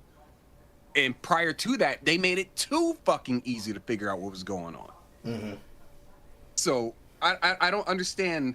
I don't understand how he can play both sides of the field and think that he's actually the moral superior person in this whole discussion. Usually it's because these kinds of people find themselves not going into spaces like mine. They don't go into the spaces of the full sim. They don't go into the spaces of the RPG. They go into the places that are usually friend slop, and then from the friend slop, they have an opinion, and then from that opinion, they use that opinion to then explain what they think the gameplay world should be compared to what they are ready to experience. So a good way I could say it is like a person who plays something like League. That person, assuming that they are just a casual player, they play ranked, they play casual queues inside of the unranked system, they play the casual systems or whatever game system is in place that League has left in place for them to play. If they were to walk into a stream and they were to come to me as a coach, and they say to me, Carl, I need your help. I'm bad at the game. I need you to teach me how to play the game better. There's an entire system of questions that are going to be asked before I even look at their gameplay. Because I want to understand their mindset. I want to understand if they actually have the capacity for what it is that they want to do. Because they are walking into an environment that requires them to have a certain mindset. Regardless of what opinions I could give them. It would be the same for any game. Then, when I look at the person's gameplay, and I actually see what they're doing, I'm going to ask them, why did you do that? How come you did not notice the box there? Why didn't you do this? Why didn't you do that? Why didn't you do X? Why didn't you do Y? Why did you do Z when you could have done A, B, and C? That conversation doesn't happen. Because just like with something like Elden Ring, because it's one of the ones people immediately go to, because it's the most popular one. It was the one where people were told, this is the game that has no set difficulty because it's already hard enough through mechanics. They go into this environment looking for a specific type of experience. And when they get their booty hole pounded, because they are not prepared, or they are not skilled enough to do what it is they're doing, they dumb the game down to a certain level, which was the example from earlier. That girl, that woman, wanted somebody to sympathize with her, and wanted her to make her feel like she was not bad. To take words from Stephanie Sterling, as I end up calling him, Jamantha of the Jimquisition. Yeah. Jimquisition claimed their opinion as the get-gooders who make fun of people for not being elite, somehow approaching a voice comparative to Frieza. And while complaining about it, as I sat there, when I reacted to that video, that's another one that's on my channel, I asked myself, Jim, are you so retarded that you don't understand how to parry? But that is the case, actually, sometimes. I'll say this is a stupid question. You know it's yes. Like, the answer is yes. Basic functions in the game. How to walk, how to move, how to position your camera, your weapon's attack chain, the actual affinity and the skills of the weapon. the mechanics that are involved with that weapon and the system and the gameplay style you're playing for. None of that's ever a part of the discussion. Because the exact second it becomes a part of that discussion, it's like, okay, you say that you beat Elden Ring. It goes all the way back to fucking, it goes all the way back to Sekiro. When Fetus Berry Crunch created the meme of you cheated yourself, you cheated not only the game, but also yourself. That was about the fact that a game journalist was caught cheating, using the cheat engine app to give themselves infinite health, infinite life, and invulnerability. So that they could review the game. They don't include that part, and they don't talk about that instance because I play the game my way. You can't tell me what to do. It's a single-player game. I shouldn't. You're right. But I will make fun of you and your experience, and I will invalidate it because you're not playing the same game I am. So, if a person mods something out of the game, you removed content because I think this is pointless. I think this is bad. That's the reason why Yellow Plague Syndrome exists in the video games. Because you niggas are too stupid to look around the environment and pay attention. You don't take notes. You don't ask questions. Not even to yourself. You expect your chat room to carry you through. You open up a fucking guide on the side and you cheat, and then you pretend that you did it yourself. Because I don't care about you playing the game the way you want. But don't walk into the avenue that is specifically for the discussion of, hey, we're having a serious conversation, and act like you're going to get through here like shit's sweet, when I can smell bullshit on you. Because then you're setting people up the bomb. So the worst thing I hate this nigga for, specifically him, was that energy he put behind SBI. Because it's individuals like this that get used by the journalists and the shills as an open-mouth resource to say, see, this is the opinion that people who are actual gamers believe. Don't believe this other person who's proving us wrong, rating us like filth to the nines. He's just a grifter. He's a lolcow. That's a scrub. No, it's not. I know what the fuck I'm talking about. And so does that guy, and that girl, and that girl, and that girl. Are they all also lolcows too? Here's a bigger person than my channel saying you're retarded. Is he lolcow too? Which, to tie that into people like Pirate Software, and people acting like that, that was probably the funniest thing to me. Simply because when you look in that situation, that is exactly what happened to him. He said everybody was calling him a liar and everybody is a grifter and nobody's to be trusted. Okay, so when you have that conversation, finally, with Dr. K, and Dr. K says, I don't like the way you talk. You sound like you're trying to trick me. You sound disrespectful. Is he a lolcow? Is he evil? Is he mean? Or is it different because he's a known figure? Then, when he was talked to off camera and off the record by Charlie, by Moist Critical, and Josh Strife Hayes, and he kept saying, I love that Josh Strife Hayes agrees with my opinion and understands that it's not about making a villain out of me. It's like, I notice you're not saying Charlie. I wonder what Charlie had to say. You go to Charlie's take, literally on his video he posted live, and he's like, he literally acts like he can never be proven wrong. Where it's like, I'm right, brother, and that's the downbeat, and you can't... Okay, so Charlie's a lolcow too? Bigger than you? Are you sure? Is that the argument you want to go with? Because I could go get everybody's opinion. I could even go in the past and get your opinion. Oh, look, Pirate Software, it seems that you from the past disagrees with you.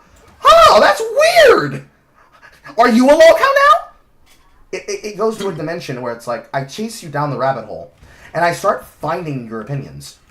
And I can't follow the opinions, because inherently, at the end of the day, I can't trust and I don't like the person who's clearly trying to sell me something.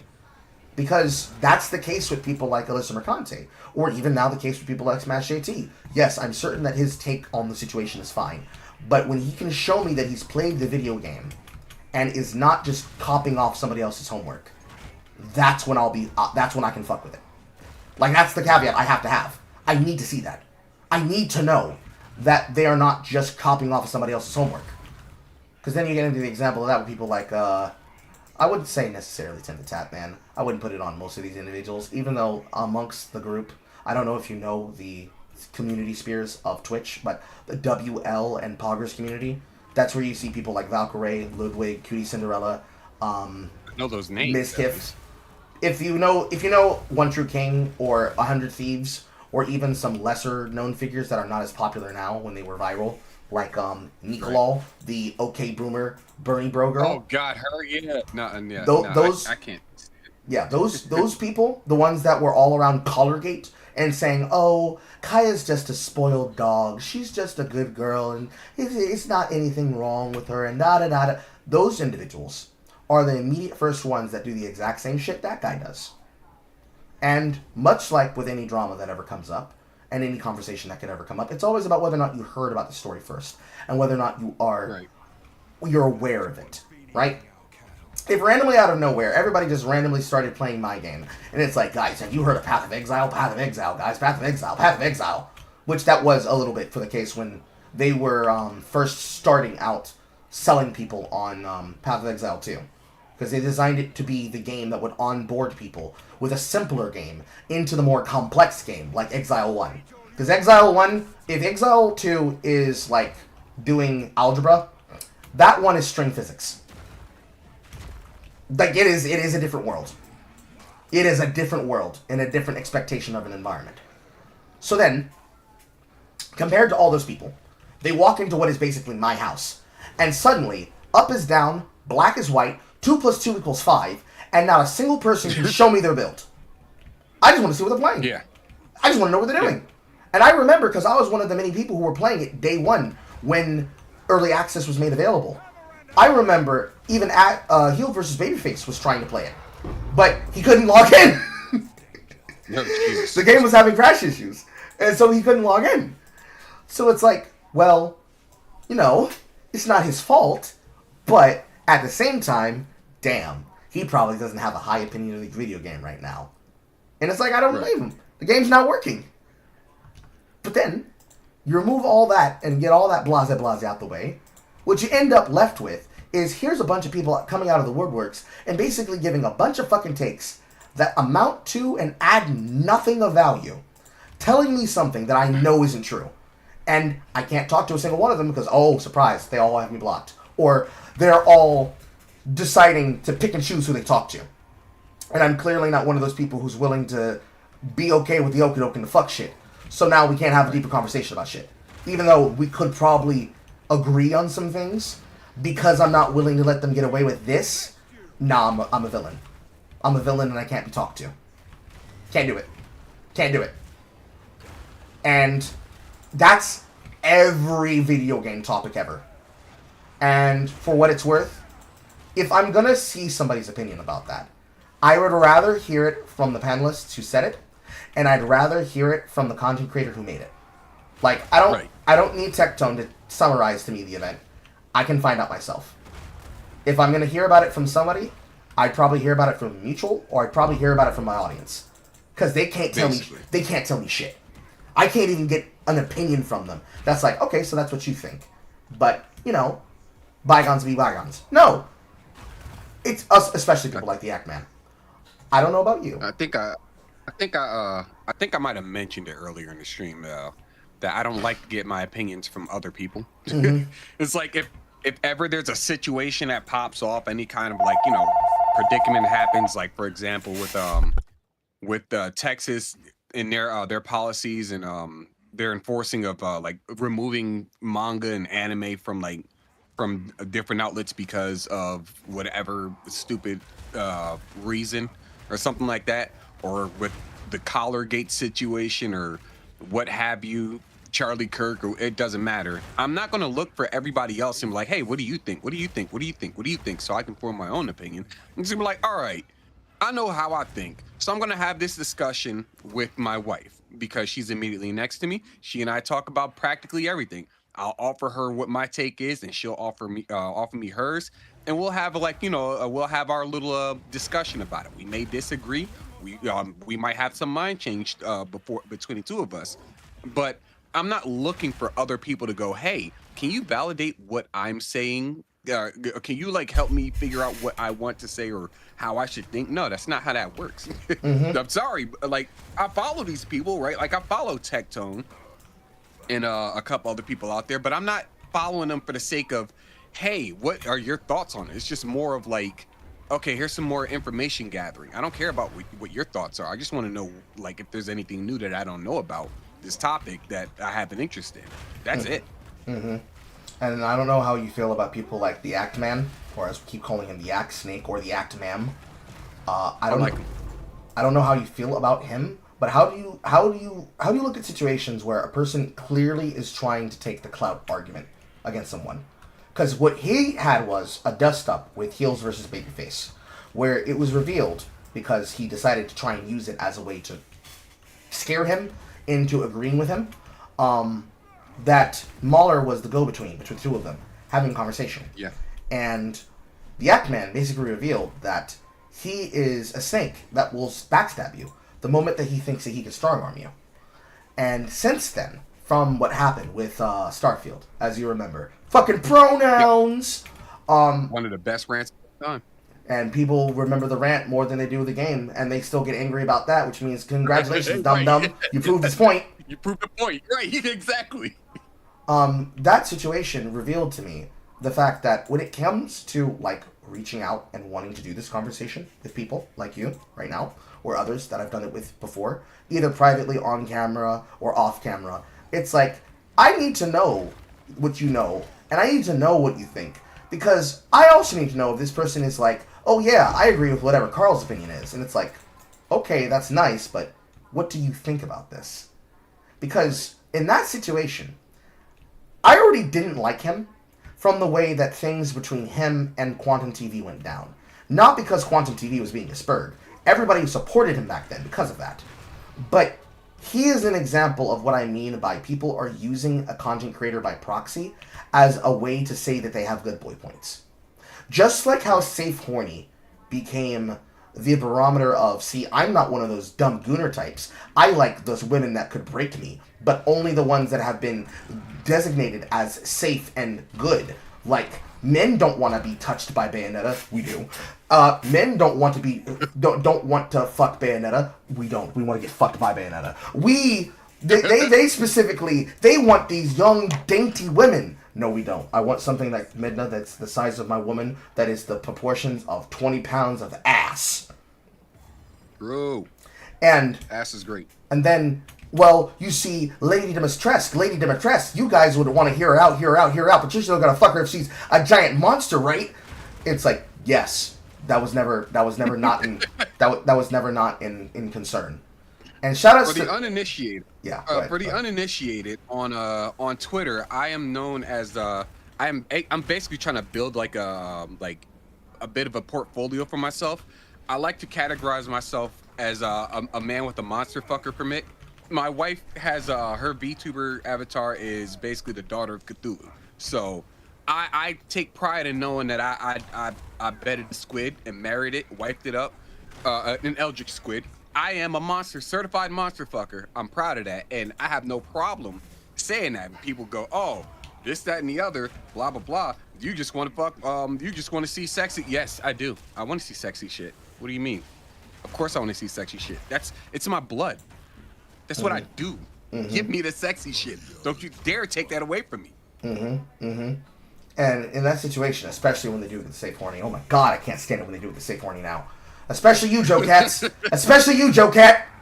When that situation happened, and things like that come up, it's like, I don't want to end up being the party responsible for bringing in somebody who clearly does not need to see the divine texts.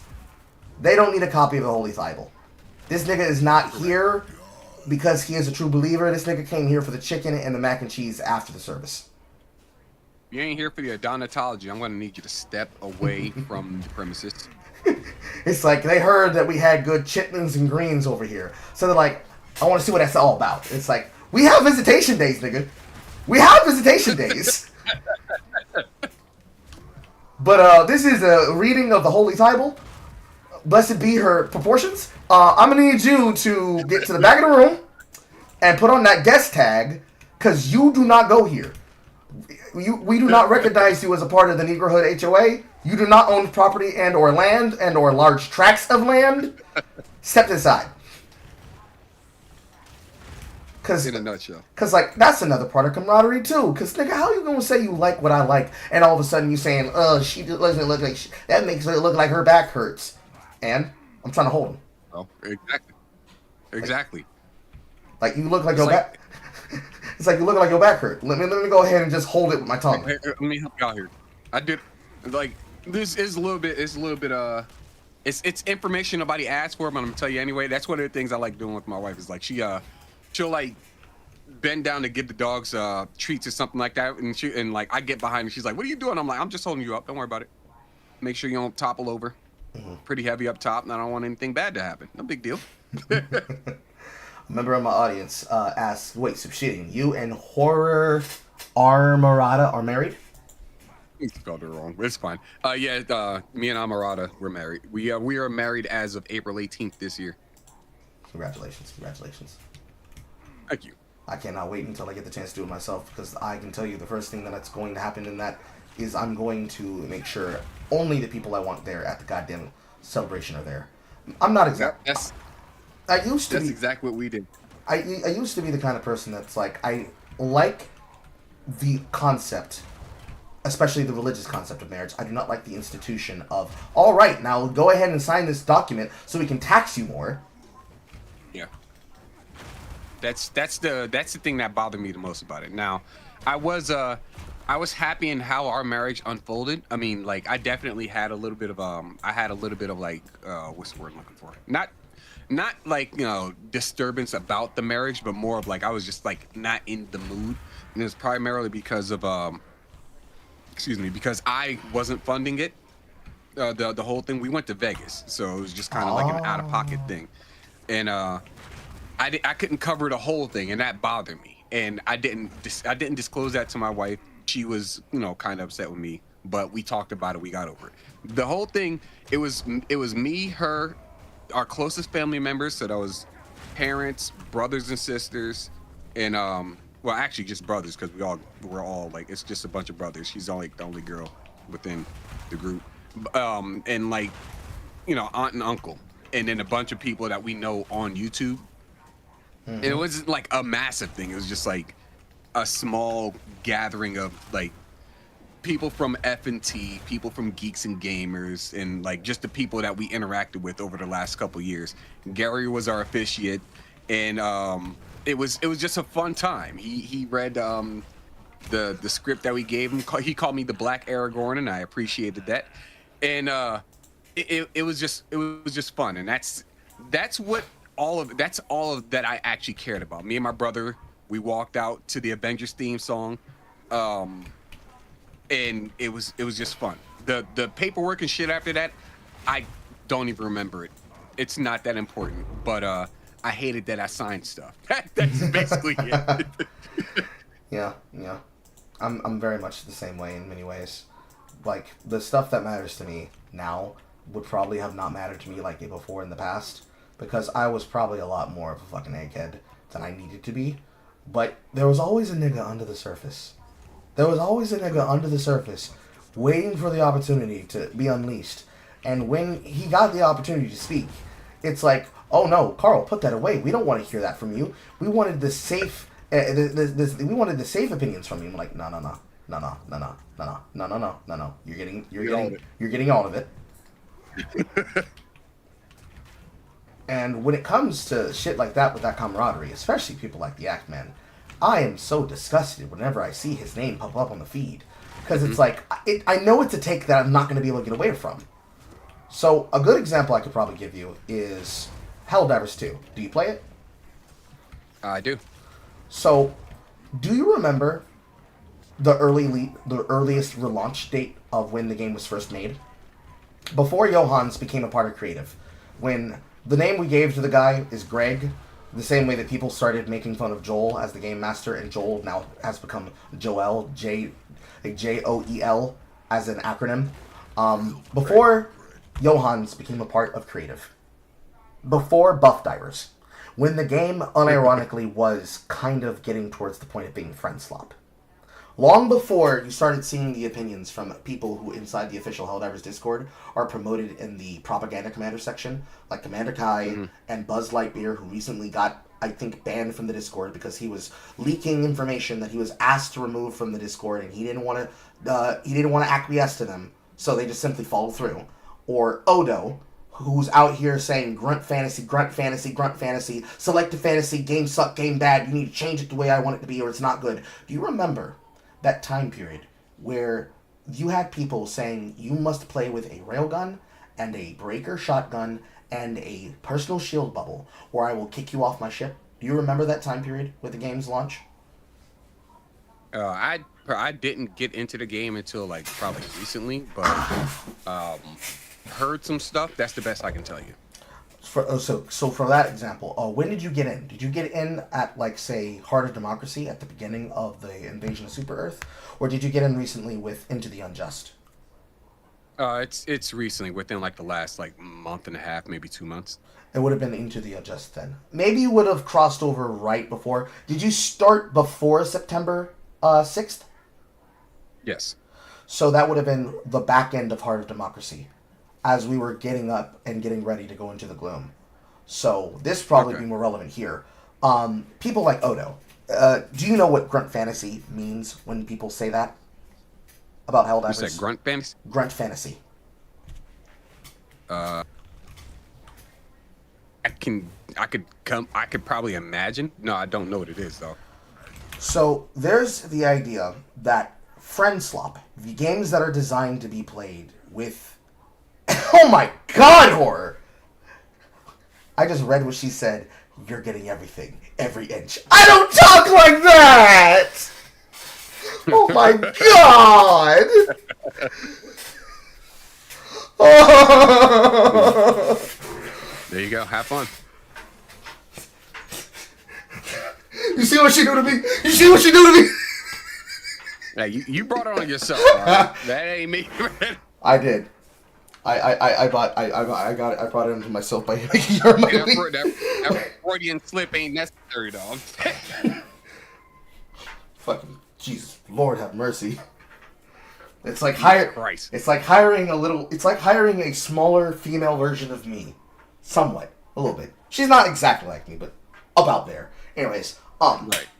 So, friend slop, things like Peak, things like Among Us, Oh. things like Repo, things like Content Warning, things like Right. Lethal Company. The goal of the game is not to be good. The goal of the game is to have fun with your friends. Helldivers 2 is in a very interesting position where it is not a extraction shooter.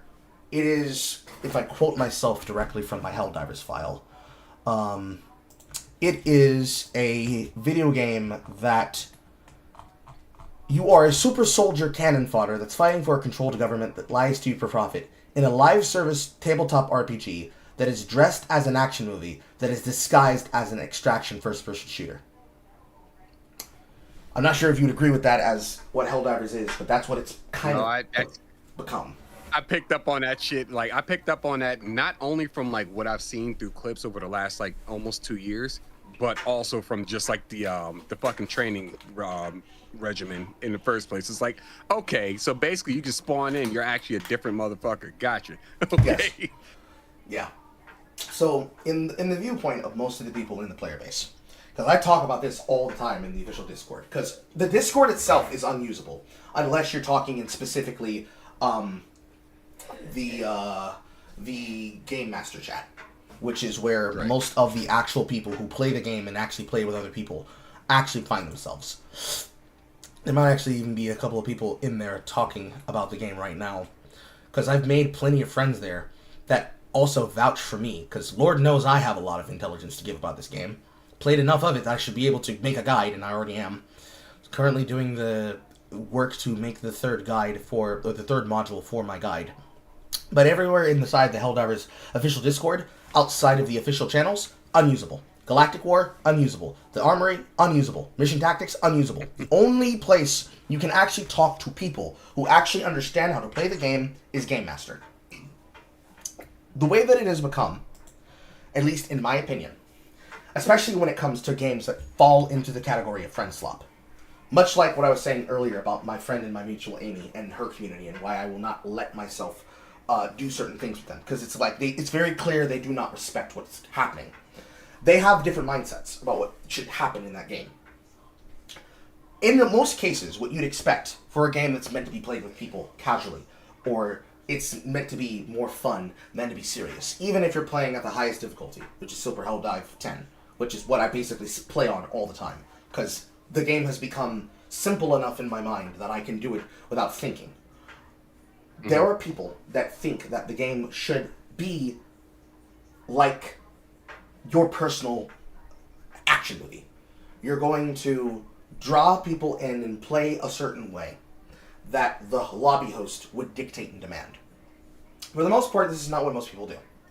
But there are content creators, like Odo, that have this comparative argument. And it is a mixture of what we just saw from that guy, 8-Bit Closed Fist. I just realized that was a fucking reference to the goddamn... Oh my god, I hate black communists. Anyways, they will make arguments that will take common sense understanding, and they'll try to fuse them into a critique and into a impromptu review of the game. So, for example, in the game, there are obvious bugs. Plenty of bugs. I mean actual technical gameplay bugs. There are things that will be broken. There are things that will be non-functional. There will be things that will be trapped off inside of a building, especially if you're looking for super samples on a planetary escape that's inside of a city. There are things that are just bugged with the game, especially when the game is designed a certain way and has involved new mechanics over time, like the warp pack, included in the control group Warbond, to allow you to enter into things like the bunkers solo, as it was designed to do so. Whenever there's a bug that happens, the most recent example I could give you is Into the Unjust, the Dragon Roach. There are invisible hitbox markers on the Dragon Roach that are broken, where you just fucking die if you walk into this invisible death box that is created by its fire. Because it's not acid it's spitting at you, it's fire damage. It's a giant hit scan fire laser that it's spitting at its mouth at you. That looks like it's spreading fire around the mark like a dragon breathing fire. That is actually broken, and it needs to be fixed. Just like how, I'll forget exactly when, but I want to say the 9th or the 12th of September, they took the Rupture strain offline because there was a technical bug with its tracking. That's the new faction that they tracked you underground by tunneling, and you had to dig them out of the ground and make them emerge by using an explosion attack that was from an explosion-created weapon to dig them out of the ground, because otherwise they would be invulnerable, because they're physically not on the map. They're immune to any damage if it's not tied to an explosion. They will take that, and they will then say, and because this sucks, you need to include all of these little meticulous changes that I say are quality of life, but I only want them because the way that I play is not conducive to what I want to do. So, rather than understanding that enemies have certain types, they have hardnesses, they have weaknesses, they have vulnerability spots, they have weak points, they have parts that can be destroyed and parts that are invulnerable. Looking at you, Devastator Shield, with immunity health, literally more invincible than the fucking arm you're attached to. They have weaknesses that are designed. They have gameplay mechanics that are involved. They don't want to interact with the mechanics. They just want to point the gun into the direction, and like an Omnicannon in Binding of Isaac, they want to spit at it in its general direction and glass everything in that direction for 150 meters without any effort. No button clicks. Mad that they can't front slop their way through the game. They can't ignore mechanics that they have to actually play the game at a certain pace, play the game at a certain speed, and then making collectivist arguments as to why it's broken based on taking the word of the developer and then taking it out of its context. So an example I can give you from the Odo video. Odo complains about map seeds. For the Terminids, for example, there are 2 map seeds. One map seed includes the Alpha Commanders and all of the normal ground troops, Hive Guards, Alpha Warriors, etc. The other seed is a Bile-Seed, which includes the Nursery Spearers and the Biospears, as well as Bile Warriors, basically anything to do with green acid. They created it so that instead of being able to mandate that you get a certain seed on a certain type of mission, it randomizes it.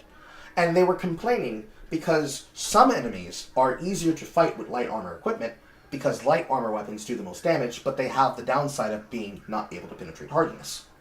Medium profile weapons, they have maybe not as much damage as light profile, but they still have a lot of damage, but you have to use it to get through the majority of the game design. There is some undocumented and documented changes where when you go up to a certain level of difficulty, The Terminids experience a biological evolution, where on top of seeing new enemies, they will have new sub-factions that appear. For the Terminids, that would be, including the Rupture, the Spore Burst, and the Predator Strain. So they'll have an evolution that is more aggressive, and they have an evolution that specializes in blocking your line of sight so you can't see the horde that's coming out of the Spore Burst created by you shooting them, like they're living puffstool mushrooms. They get mad that they have to actually tactically think. And it's not like it's asking you to kick flip, hold a button, then do two things, and then do a fucking pirouette and a spin. No, it's just bring more weapons designed for the problem. That's too hard for them. Or a overview that is seen as an oversight because they're trying to fix the performance bugs in the game, and they use it as an opportunity to complain about something that's not a problem. Like the Plasma suite of weapon archetypes. Plasma Charge Up, and more or less Laser, with the exception of a couple of weapons, were designed as having less demolition force than necessary to do things that close bug holes.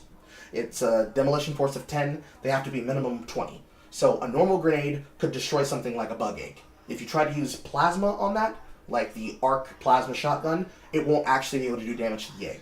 And that's on purpose, because it's an anti-infantry setup. There are people who, to this day, continue to make what we call the Plasma Pete argument, which is, you need to change it to quality of life because it's not about realism, it's about me having fun. Your realism is stopping my fun. So you should do what I want because I want it, and you don't have a real reason for it because your realism argument doesn't matter. Basically, that's the idea. That's funny as hell. It's like, all right, bro. Have you ever tried playing a game on like just go super easy mode if you wanted to just win with friends? Yes. Don't ruin the experience of, like, you know, actual challenge for people who want the challenge because you want the challenge to be easy. Just go do the easy stuff. Yes. I've been trying to understand if other people see where it is that I'm coming from when I talk about this, because as a creator, I am two different minds about the games that I play, as much as I can be as casual as I can play them, right? Because there's the content creator who's like, I want to see the new experience so that I can experience it and I can tell people about it. And then there's the gamer in me that's like, the exact moment you show me a single mechanic, I'm going to simplify this shit so goddamn quick that you're going to wish that you had never shown me this secret. Because I'm going to bend your boss over and I'm going to breed them. You sent me into the wilderness with no weapons, and I'm coming back a father of 10. Yeah. Those two minds are always going to be in competition to each other, especially video games. That's just how gamers are, especially the games that I play. We live to optimize, but that doesn't mean that we remove fun. And that's what I was talking about when I was talking about casual elitism. Because you try to get them to understand, like, I want to be able to remove this mechanic from the game. So I don't know if you fought them yet. Have you fought a Hive Lord yet? No. Most of what I fought were just Terminids and the bots. Okay. So in the zombies. Yeah. So on the new Hive worlds, inside the Gloom, the big orange zone on the top of the map in the top right. On the Hive World planets, there is an enemy called the Hive Lord. Alongside the Dragon Roaches, which can travel from the Hive World planets, as well as the Hive Lords themselves can. That Hive Lord is a 150k HP enemy. Its entire body is covered in 15k, and on the most front part closest to the ground, 20k armor plate. To get to that HP pool, you have to break the armor plate on the body so that you can then damage its permanent health pool underneath the armor. And you have to break and hit one part, because all of the parts don't share the same HP. They're different HP pools. So it's basically a giant fucking pill bug that is protected, and it takes time to kill it. I've got a video of myself doing probably the most simplified setup I could think of on the first day that it was available, and our kill time was exactly 25 minutes. Most missions in that game, if you're not playing on Blitz, which is 12, is 45. So for about a good odd amount of the mission, first looking for the damn thing, that's about 30 minutes of our life that took killing this. And often, especially inside the Discord, There are people who will say, I don't like this enemy, so I think there should be a way to turn the enemy off. And the first thing that I think of is, hold on there now, partner. You might not want to face the enemy, but have you considered that other people would like to play this challenge? And it's like it doesn't exist to them. Nobody else's opinions, nobody else's mindset, nobody else's concerns exist in the moment. I want what I want. Give me what I want. If you don't, game bad, game sucks, game's horrible, and I'm leaving and I'm never coming back. Except when I come back again for the next update. Absolute tourist behavior. That's pretty much like, for example, with my gripe with Fortnite is that I enjoy the events that they do, right? Like they have like certain events, like they just did the one that's basically Helldivers. And I guess they're doing another one for Fortnite or Hollow Fortnite Wing, whatever they want to call it. Either way, like or Fortnitemares, I think is what it's called. Yeah, but yeah.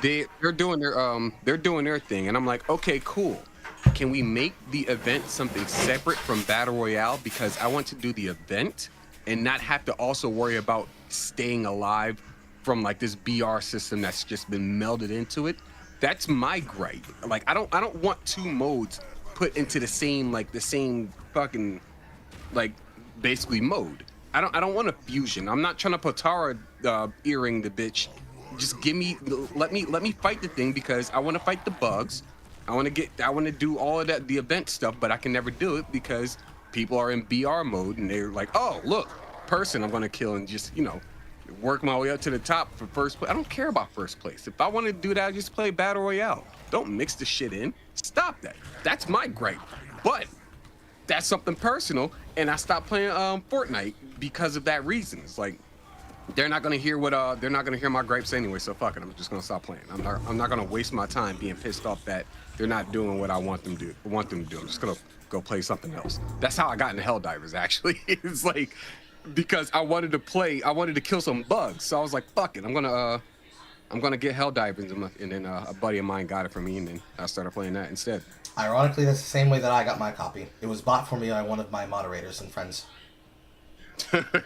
He gave me this addiction and left me with it. As they do. Hey man, you want to have this drug? Crack? I'd love some crack. Are you gonna do it with me? No, I'm gonna stand right over here, safely. I'm gonna watch you do it. Yeah, basically. You bastard! How dare you! But I feel like, and this is just my opinion, I feel like a lot of the times, those types of players, gamers, I don't think they like video games. Not really. No, I don't think so. I think they go in specifically looking for a type of environment and a type of person that, just like you and I can be, will want to not necessarily validate, but more or less show them that, oh, there are people here. And my thing about it, especially for me, is why do you go to a place that you know you aren't going to like what's there, and you try to change it into something it's not because you know you don't like mac and cheese, but you know you want some macaroni? Why? It's yeah. Go ahead. It's like going to a restaurant and asking for a cheeseburger without the cheese. Like, what are you doing?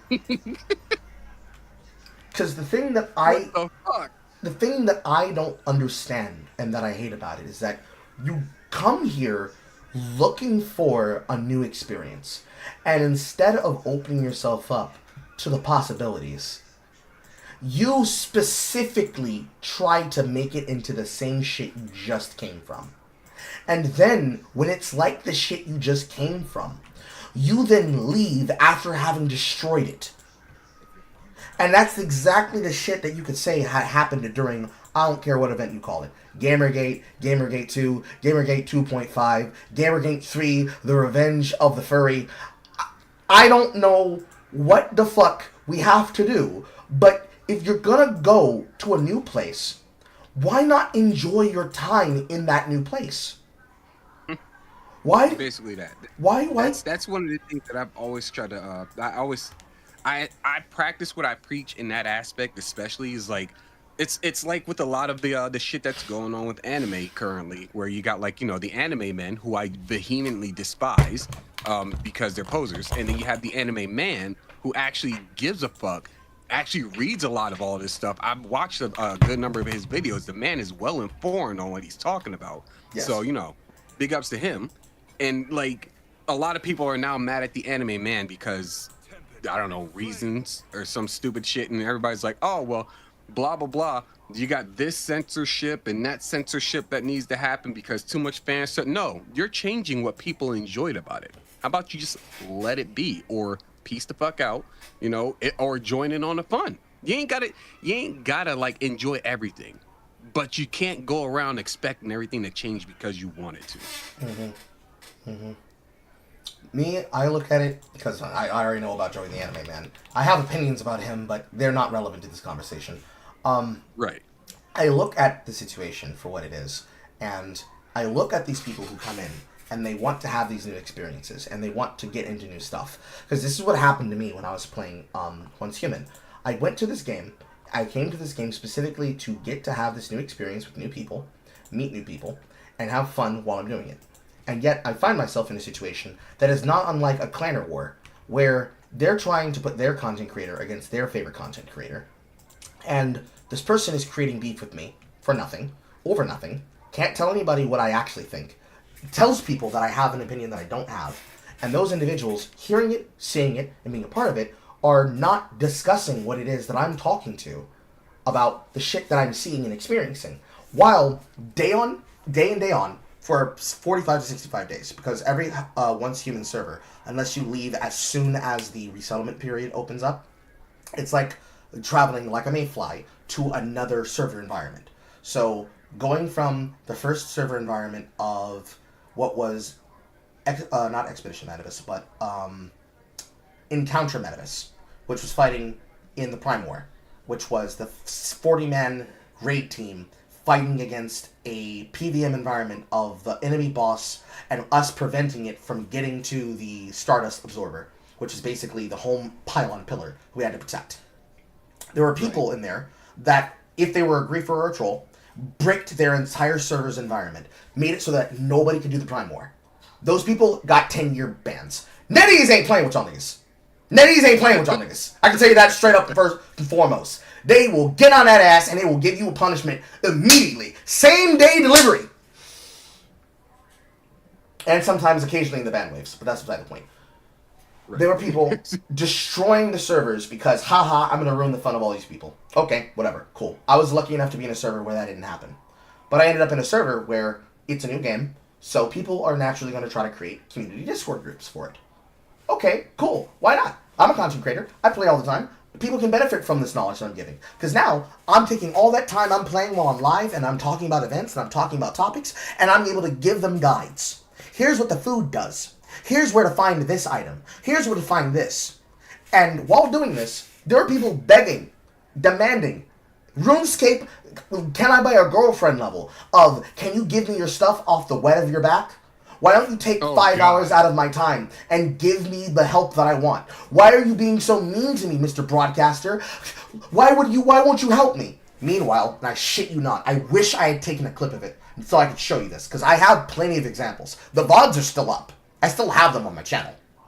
They might be unlisted, or they might be deep back in there, but they're there.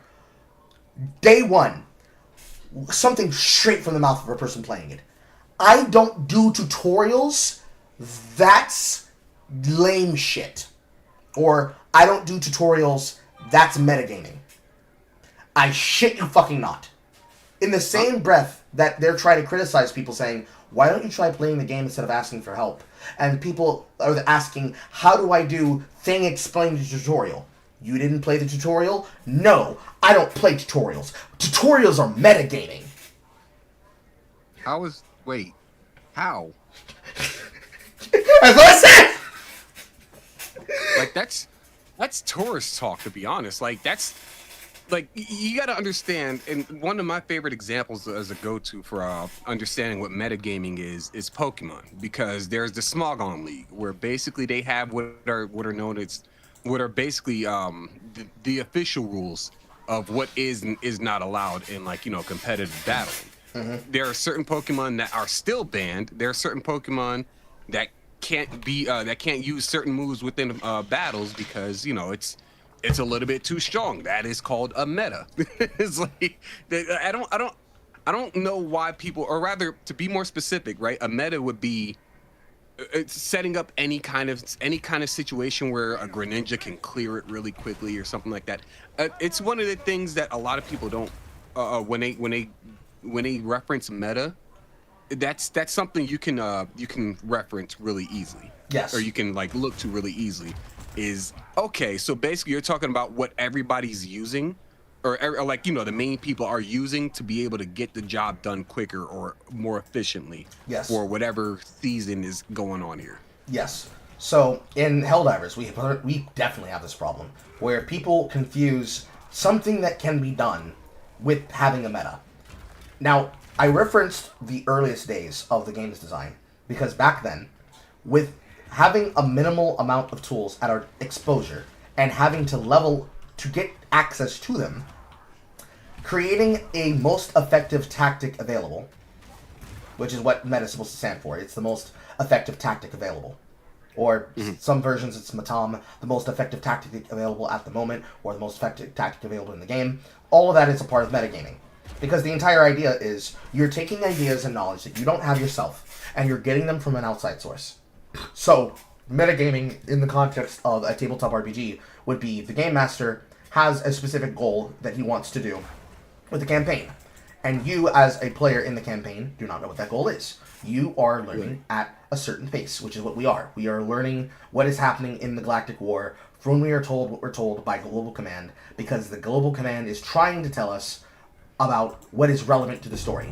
We'll learn what we learn when we learn it. So one of the mission orders that we just finished before we started this new one, where we are currently dealing with the residual stragglers inside the Illuminate Enclave, that is a part of the remaining great host of the Illuminate that was invading Super Earth, that was hiding in the south of the map as their introduction to the game. Because the over idea was we need to have a place for the Illuminate to exist to have normal gameplay. The bottom half of the map is empty. Let's put them there after Super Earth is attacked. People wanted to metagame about what would happen next. Because what people want in something like Helldivers is something similar to PlanetSide 2. Don't know if you ever played PlanetSide 2, but it's basically one of... Okay, so you remember it is almost considered the premier milsim. Right. So they want something comparative to continent locking. They want a continent lock that happens where it's like, bween, bween, bween, it's time to lock down the Terminate sector! Like it was fighting on Esamir, or Amish, or Endar, or I forget the name of the swamp planet, or Oshir, the temporary ocean planet that was only open for like the weekends. They wanted to continent lock, or want to continent lock, the entire sector of the automatons, or the entire sector of the Illuminate, or the entire sector of the Terminates. And if not just a sector where it's like, they can never be pushed back further than this, they want to basically control all of the airspace and turn it blue. Truly, Conqueror's after my heart. But it's like, they can't do that. We have a storyline that we're following. And that storyline says, we don't go there right now. So, for people who complain about the Illuminate, saying it's a boring faction, they don't have a lot of missions, some of which are actually true, they don't have a lot of sub-objectives, they only have 2, compared to the 7 to 11 to like 5 to 13 the Terminate and the automatons have, because they were there first. They just don't have a lot of content in the game right now, because they just had their content push. Heart of Democracy was the content centered on the Illuminate. It opened with us being in a forced lost invasion as we whittled down the invading forces coming through the 4 barrier planets and Mars to prevent them from getting to Super Earth, and then holding them down so they could not take Super Earth. Right. We can't... There is no controlling that content where it's like, the reward for the upcoming mission order and the temporary strategic opportunity doesn't automatically give us permanent new content in the game. And or, when they did have that, back when we had to choose between 2 types of stratagems that were going to be permanently included in the game, and people metagamed it so they would get the stronger one first, and then eventually we had to be railroaded into taking the other one down the line in the future as a part of a St. Jude's hospital giveaway, where we got art from the people at St. Jude made in universe like they were a civilian of the Helldivers. This is something that they want to control because it's my game, I paid for it. But you're in a situation just like Destiny. You're in a situation just like Destiny 2. You're in a situation just like Warframe. You're in a situation just like Path of Exile and Path of Exile 2. This is the timeline that we're on. You can't choose and pick and choose the content you want to be a part of. And you also don't get to control that content that people get to access for other people as well. It becomes a concern of you don't actually play the game. You're trying to control the outcome of the future. Which, if you don't play the game, you can't do that anyways. You need to play the game in order to dictate the outcome of the fucking map in the first goddamn place. So that's dumb. But then, it becomes the concern of, okay, so you want to have influence over what you're doing. Okay, cool. In a normal game, that would happen. If Helldivers 2 was like Helldivers 1, the Galactic War can be ended, but it would always reset. It's never going to be in a permanent state of being fixed, because that's not how the game's designed. It's designed to be a forever war. It's a forever game, so it's going to have a forever war. Some people don't like that, because they thought they signed up for a friend swap sim, like any of the ones I named earlier. They signed up for an experience where they and their friends get to play the way they want, and that it's what they decided it will be. Kind of similar to something like, say, another game that I played with my community, or at least I try to. Like, Don't Starve Together. That game was designed on an ARG. It even included a new ARG arc for the recent upcoming content that they released for the newest gameplay. And much like in the content of old, there was no metagaming that, because you had to learn at the same rate everybody else learned. There was no discovering new news and new topics. For new players, it's like discovering it, because you're always playing in an environment you control. So the first step would be learning how to play the game, because, you're going to die multiple times. It's another multiplayer survival game, much like V-Rising or any of the other ones that I've played. You will have to learn how the controls work. But in terms of having structure, which is one of the things Horror criticized it for, it doesn't have that kind of open but directed gameplay influence. Not something like RuneScape Dragon Wilds, which was their version into the genre, or V-Rising, where it tells you need to fight X, they can be found at so-and-so, and then it's just a game of farming to be strong enough to fight it. In Helldivers 2, or in things like what I'm currently playing on camera, which I have been in the background, Path of Exile 2, this is an ARPG. The entire point of the game is that you are farming to get stronger. And the goal of what makes you feel like you're accomplished in the game is being comfortable with your new gameplay style or with your gameplay tactic. So in Helldivers, I can give you an example. The basic standard warbond is the backbone of your arsenal. Everybody gets the same arsenal when they start out. Then the warbond packs. They are not battle passes. They're double unlocks, like Binding of Isaac, or Balatro, or another game, Doors of Atreides. Well, no, not Doors of Atreides. Doors of Atreides is not applicable to that, but more like Hades-like. And the other Hades-likes. You have to play the game to a certain point where you then get the ability to unlock something, and then you get the ability to unlock it to appear in your runs. In this way, Helldivers is more like, in order to get the ability to drop with the tool already equipped, you need to get the Warbond. It's an extension of your basic operation kit. So, chemical agents, the gas Warbond. It is the only place where you're going to find gas armor outside of the superstore on rotation in the shop that you buy with your super credits, should you have more time than money to buy it, or if you have more money than time, you just outright pay for it directly from them to support the game.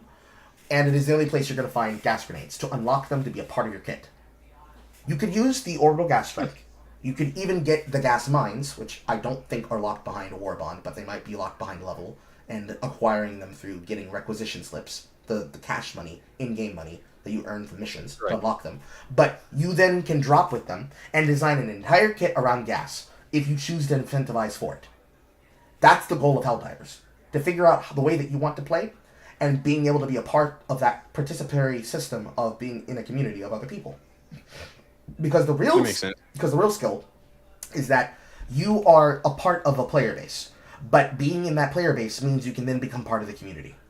Can you commune with people who you don't already know and talk to? Not really, no. Because then it's just a bunch of people that you play games with, right? Yeah, basically. Which that's what it boils down to for me, at least when I play the games.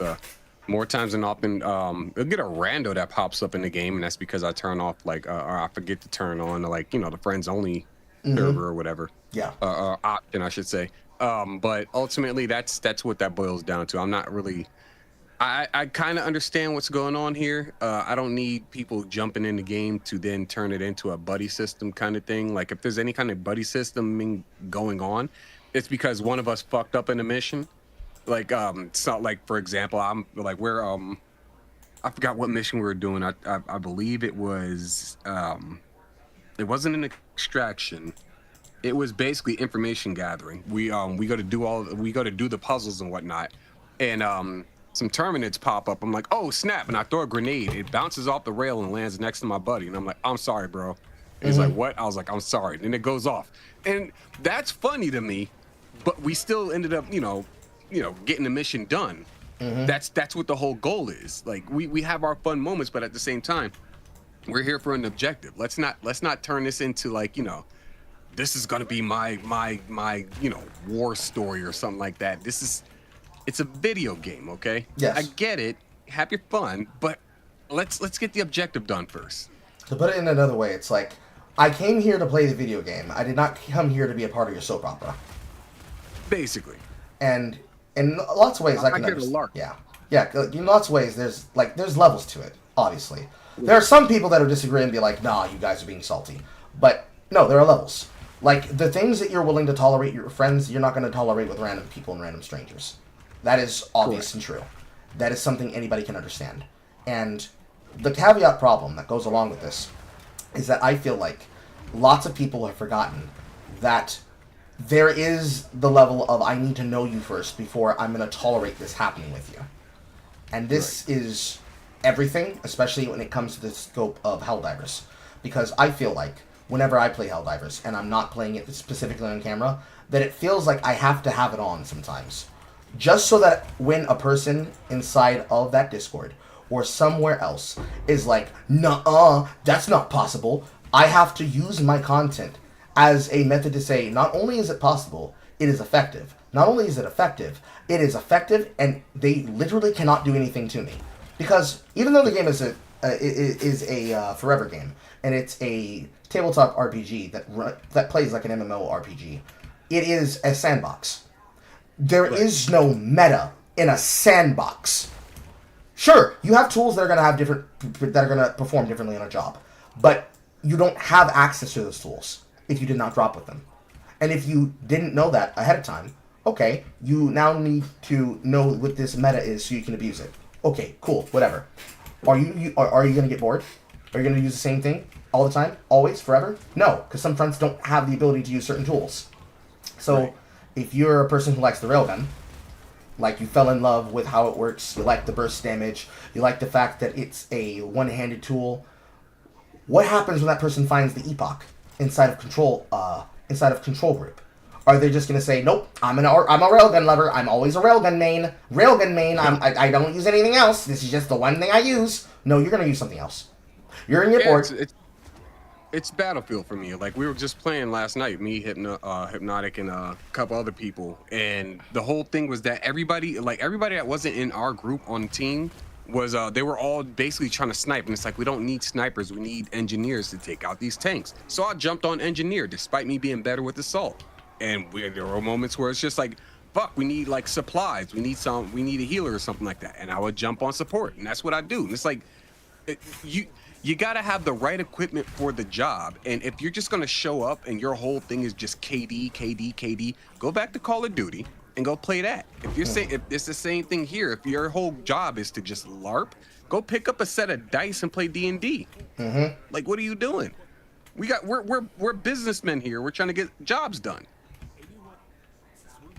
And I can pretty much agree with that too, because I don't like playing things like Battlefield, and it's not because I can't play them. It's that I know how I get if I have to become that person that has to put the fucking foot down. Because I came from the world of hardcore gaming. I came from the world of I play on camera for money. And in many ways, I try to treat my time on camera like that. I try to have fun with it, like anybody does. But I started out very much more of a hard ass. And I know that I did not like myself, and still don't, when I have to be serious like that. Because for some people, they really want to take this shit serious like a game. And it's like, okay, you want to play like money on the line? Let's play like there's money on the line. Oh, you can't handle what I do. Oh, you can't be at my speed. So you should probably stay your ass over there. Oh. And people certainly don't like that because it's like, well, now you're just being mean. You're being rude. You're being alias. I'm like, so cry about it. You brought this out of me. Now you can't handle it. All of a sudden it was funny and it was shit cool. But as soon as I start stomping your ass out, suddenly we don't want to talk about shit. And that's sad too, because part of our skill as entertainers, if this is at least how I feel about Sheepsidian, is that we're supposed to learn how to flip those situations so that nobody feels like they're being put on the spot. So that even if somebody feels like they're nervous and shit, it's like, no, my job is to make you feel welcome. But that doesn't mean I ain't finna tune you up one good time. You take your licks, and we cool about it, we make a joke about it. We move on. If we come back and circle around it, it's not because we're picking on you. It's because it's a good example. I got a perfect example of somebody who's like that. His name is Lemon Duck. He is not just a community member in my audience, but also in Short Fat Otaku's audience. And whenever there's something that happens, he will interject with some of the most off-the-wall, head-ass, why did you say that, level of shit you could have ever fucking heard. But he is always on spot with it. Because it's so belligerent and comes out of nowhere that you can't help but be like, nigga. Because it's so silly. You kind of got a point, though. Yeah, because it's like, you kind of fucking up my tempo, but, it's kind of right, goddamn. Can't really be mad. And a lot of the times, especially when you're playing these online games, because I swear to God, every game is online. We've gotten to a point where we prefer the single-player games because every online game is always going to be with somebody who's like that. And me, I want my experience to not be molested by those people because they end up destroying my fun. It's why I don't play those friends swap games very often. Because when I try to give people the space to do so, they immediately abuse the lack of knowledge. I can give you an example from Repo. I discovered that part inside of in the serve station where you buy items, that there was a human corpse up there after they told me that we could get stuff from the roof. And I saw that there was a grenade that was labeled a human grenade, as opposed to just a normal grenade. I asked the people that I was playing with, who gave me the copy of the game that I got, why is it called a human grenade? Instead of answering my question, the motherfucker sets the thing off in my hand and kills me. Because I already had low health from the situation that I just came from. Because we were playing the map, and we ended up getting stranded and lost. And I ended up getting stuck, and they left me behind. Because they didn't wait for me, and also didn't try to, communicate what was happening. Because we were playing with the local comm system. So we were all together in a server. And we were all in the same channel of the server. But we made it so that other people could witness what we were doing and play alongside us. Or watch us play. And I ended up getting stranded and lost because I got pulled aside and taken to another side of the map from the invisible running person who kidnaps you, basically. Then I went to the service station with them when we got transitioned to the next level, found the grenade. Hey, why is this called a human grenade? Instead of answering the question, he sets it off in my hand, and because I had so low health, I died. Motherfucker's laughing at me in the moment when this is happening, and I'm like, oh. I see, I'm not here to be a part of a friend group. I'm here to be the designated noob who gets made fun of, who doesn't know any better. And it's like, oh, well, I was laughing because I didn't think it was gonna kill you when I set it off in your hands. And it's like, why didn't you answer my question? You knew what would happen. You know what this game does because you play this game. What do you mean I didn't know it was going to kill you? Yes, you did. Yes, you did. You wouldn't have hit the button if you didn't. And even if that was what happened, it would have been like, okay, you wanted to find out what would happen if you had pressed the button. So why didn't you include me in what you were doing? Why didn't you tell me you were going to set it off? They're like, well, it's called a human grenade because there used to be humans in the service station, and it's a lore thing. Now, I want to Now I want to do something really funny. Will you let me do this funny thing? I want to see what happens. And I could have been like, okay. And then I would have died, and it's like, okay. Okay, based. It blows up my head. I didn't know that would happen. Now I do. Instead, what people could accuse us of, especially in terms of like audience content, because they say the same thing about Saturday Night Tights as they would about Saturday Night Hypnosis, and also about Every Frame of Pause. We're all Nazis. We're all evil people that have horrible opinions. Hell yeah. Hell yeah, we are. Shout out. The level of Jenny Nicholism, where they have no context except the context that they've been told, and they don't know what's happening, and they're not informed, and they don't want to be informed, because being informed would mean that they're okay with the Nazi stuff. When they're given the chance to find out, they're angry. But me, I was angry for a different reason. Because I was made the butt of a joke, I was not informed about what was about to happen. And then you tried to ask for forgiveness instead of asking for permission, I'm already upset. Right. And to me, that's where respect becomes everything. Because I don't want people to feel like they're being taken advantage of and they're being used by somebody like me. Because I've already experienced what that feels like. I've had people try to actively stop me from becoming friends with a content creator because they thought that I was nasty and mean, when all I did was not sugarcoat the words I used. That was stupid and dumb. But I also find it stupid and dumb if a person is going to take advantage of a situation and then be like, come on, Carl, why are you going to be such a hard ass? It's like, no. You tried to jump me. Bro, it's just a game, bro. No, it's just a game, but the disrespect was real. Very. Because it's one thing to be involved, and it's another thing to be made an example of. And I know that there are some people that would then say to me, well, good. You deserve to be made an example of. You do it to everybody all the time. And it's like, no, the fuck I don't. I don't do that to people. I don't put them in that situation and then get mad at them that, come on, bro, why don't you just going along with it? No. Just a prank, bruh. Like, at the end of the day, it's like, I respect people, and I respect them better to give them the time where that's not what they experience. If they think that's what I do, well, that's too bad for them, because now they're on the outside of the house, not in the house.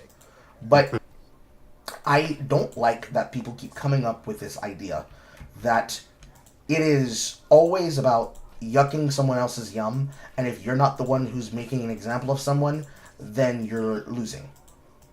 I don't like that. I don't like that at all either.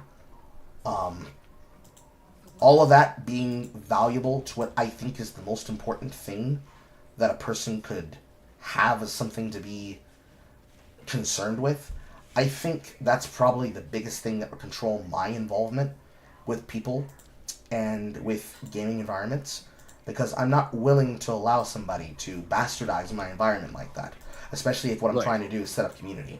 Because it's always going to be different based on who's doing it and how they're doing it.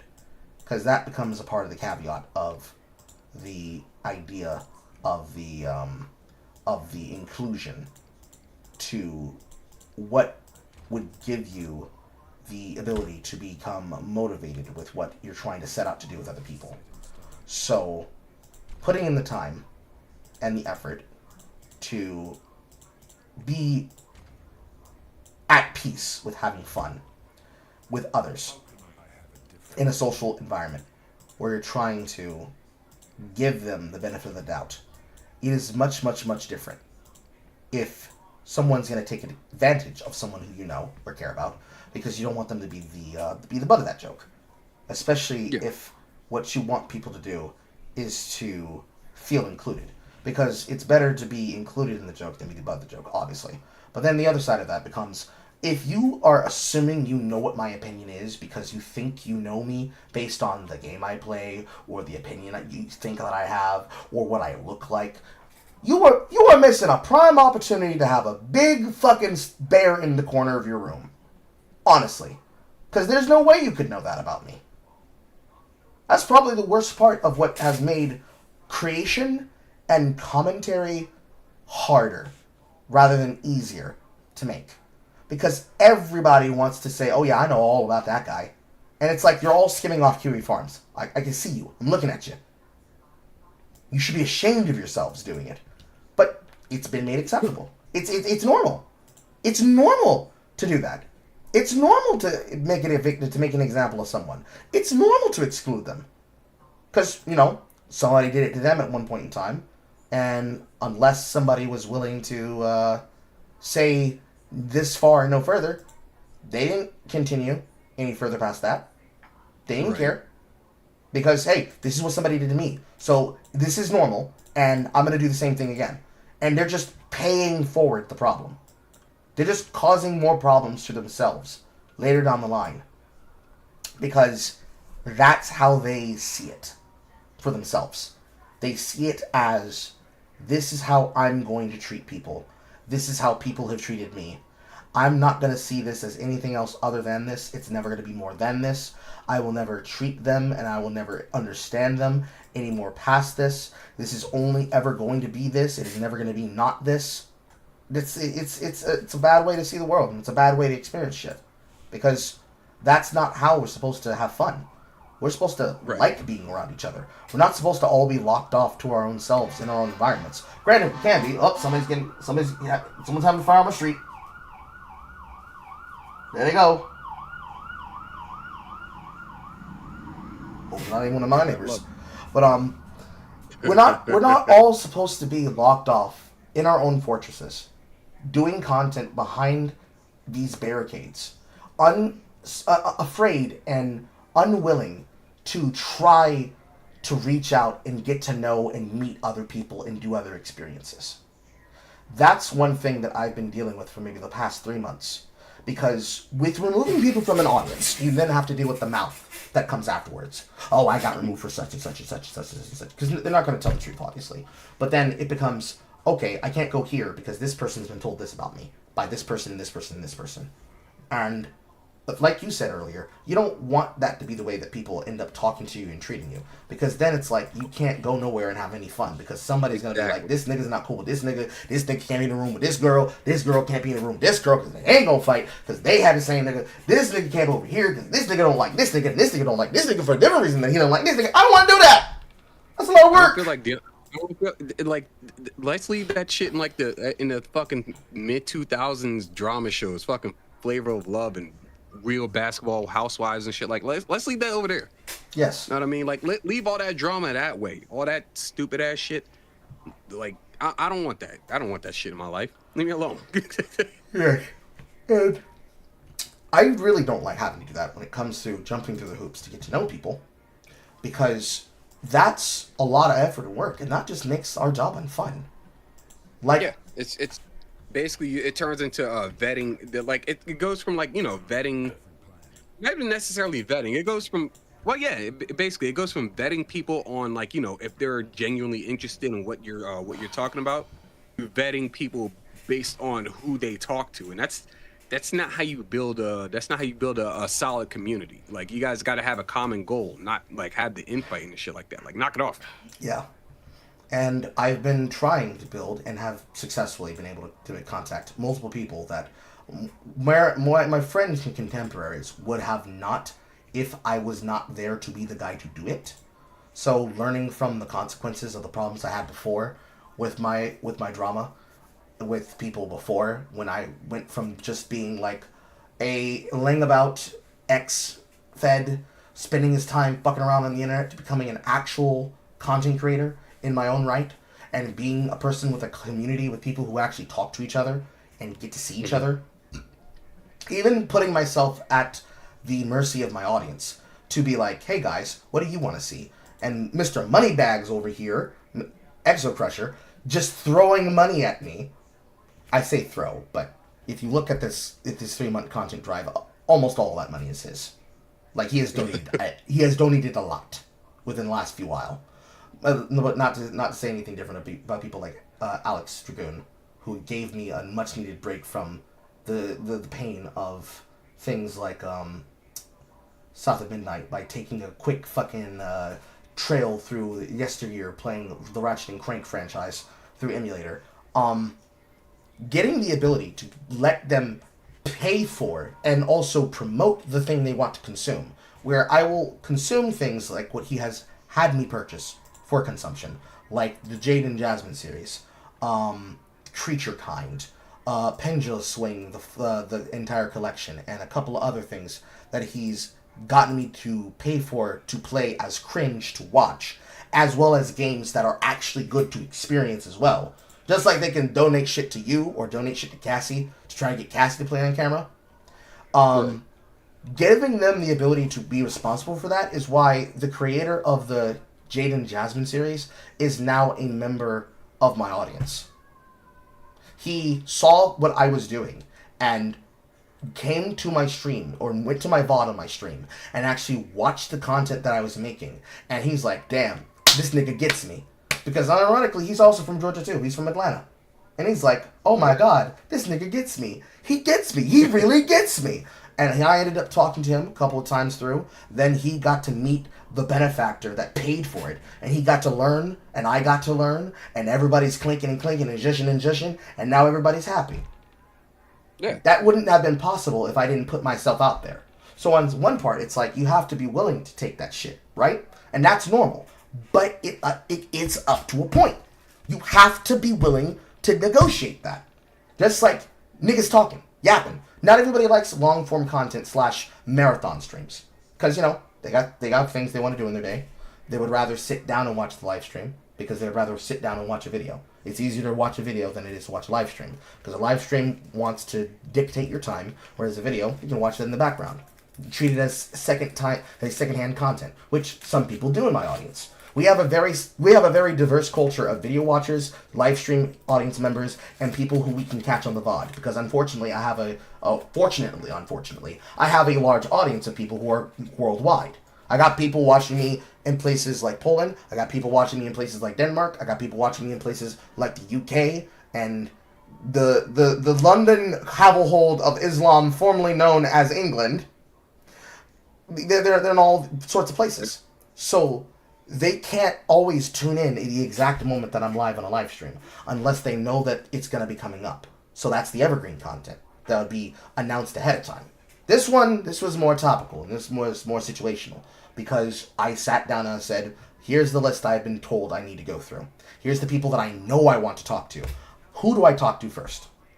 I did some of this with some of the people, like that of the owner of the Anime Boomers podcast, formerly the Gator Gamer. I don't know what Brian's going to call his new character because he's still technically graduated and retired. He's enjoying touching grass like the rest of us. But As you should. As we should. As everyone should. But just like when I sat up and I hit you up last night to set it up today, as well as later on Sunday, so, since you obviously have a life too, and you can't just afford to show up whenever the fuck. Sitting down, here's something topical that people are going to not have expected, and then we get to do it again at a later date. And where I set the topic on this, maybe you set the topic on this. Maybe you ask me something after Saturday Night Hypnosis with you and Cassie and them. And it's like, okay, now we can get to talking about this and bring other people in. I don't even know what the fuck I'm going to do Sunday. I just know that I wanted to do one this week, and at the end of the week on Sunday as a bookend. All of that shit goes together.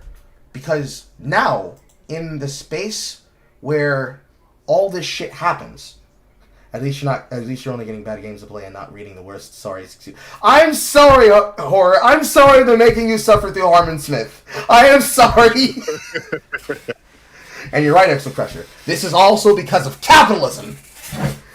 You do. Speaking of capitalism, I gotta go and spend some money. You're right. But this is the last thing I wanted to say. The most important thing to me that is like critical for growing.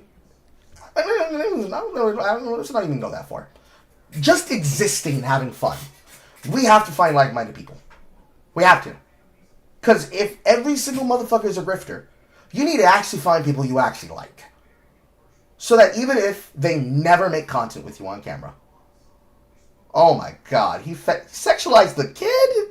Oh, why'd you tell me that? Oh, you know what?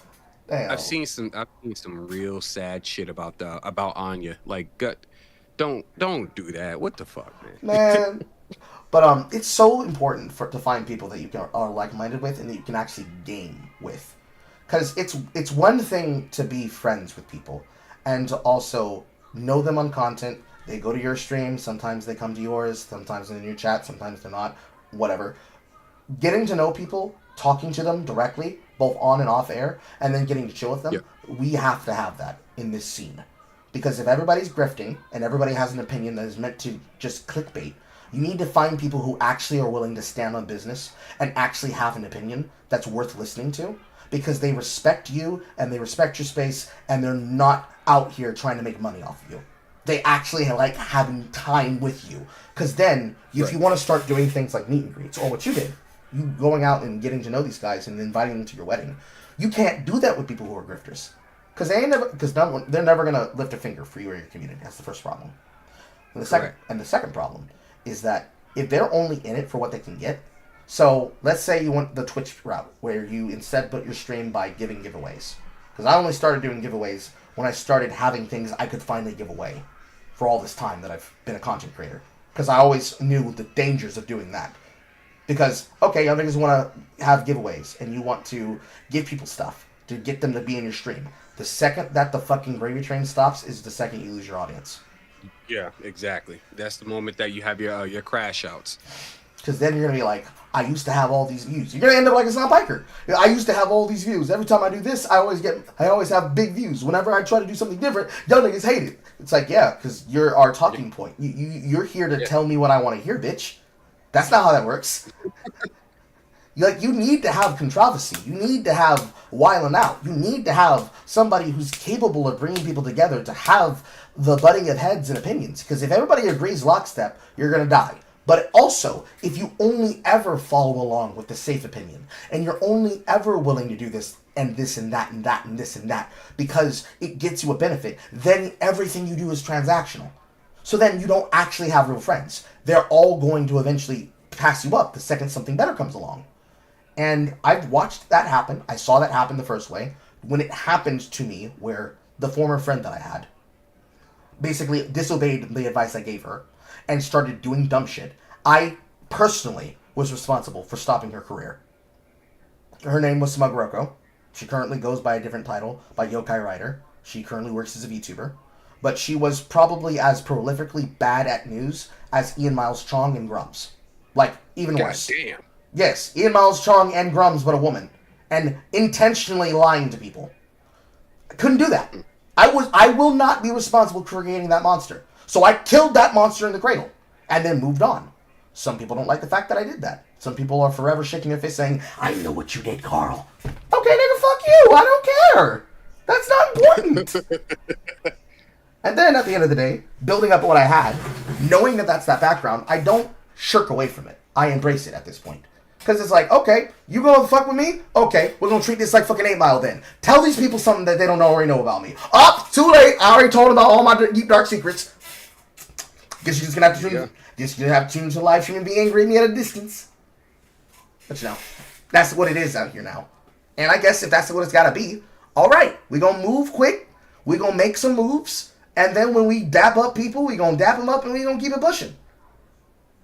And then to the people that we can chill with, like you, sir, we will build shit and we'll try to get things happening, and then eventually we'll have our own OnlyFans moments. Because I definitely want to get involved with the Once Human event, but we got to set up before that. So I don't know what you're going to be doing later in the month of October, but it's going to start on October 30th. I'll get back to you with details on that, but I'm going to let you go. All right. Yeah, so I'm going to let you go. You go do your shopping and do your shit. But anything you wanted to say to the audience before you left? Go watch my wife's content. She is she's very self-conscious. She probably doesn't want me to say this, but I'm gonna say it anyway because I love her that much.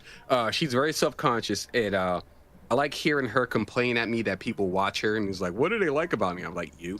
And it's just funny as hell just to see her, try to make sense of it all. Go watch her stuff, or Horror Amarata or The Abysmal Critic on YouTube. And also, follow her on X. Follow me on X as well, Sheepsidian. And watch me get mad for missing, timing and cues and shit like that in Silk Song later tonight. That's all I got. Oh, no. What am I doing? I have a manga I'm drawing. I'm drawing a manga. Go read my manga. It's on fandemonium.locals.com. That's it. That's all I got. Okay.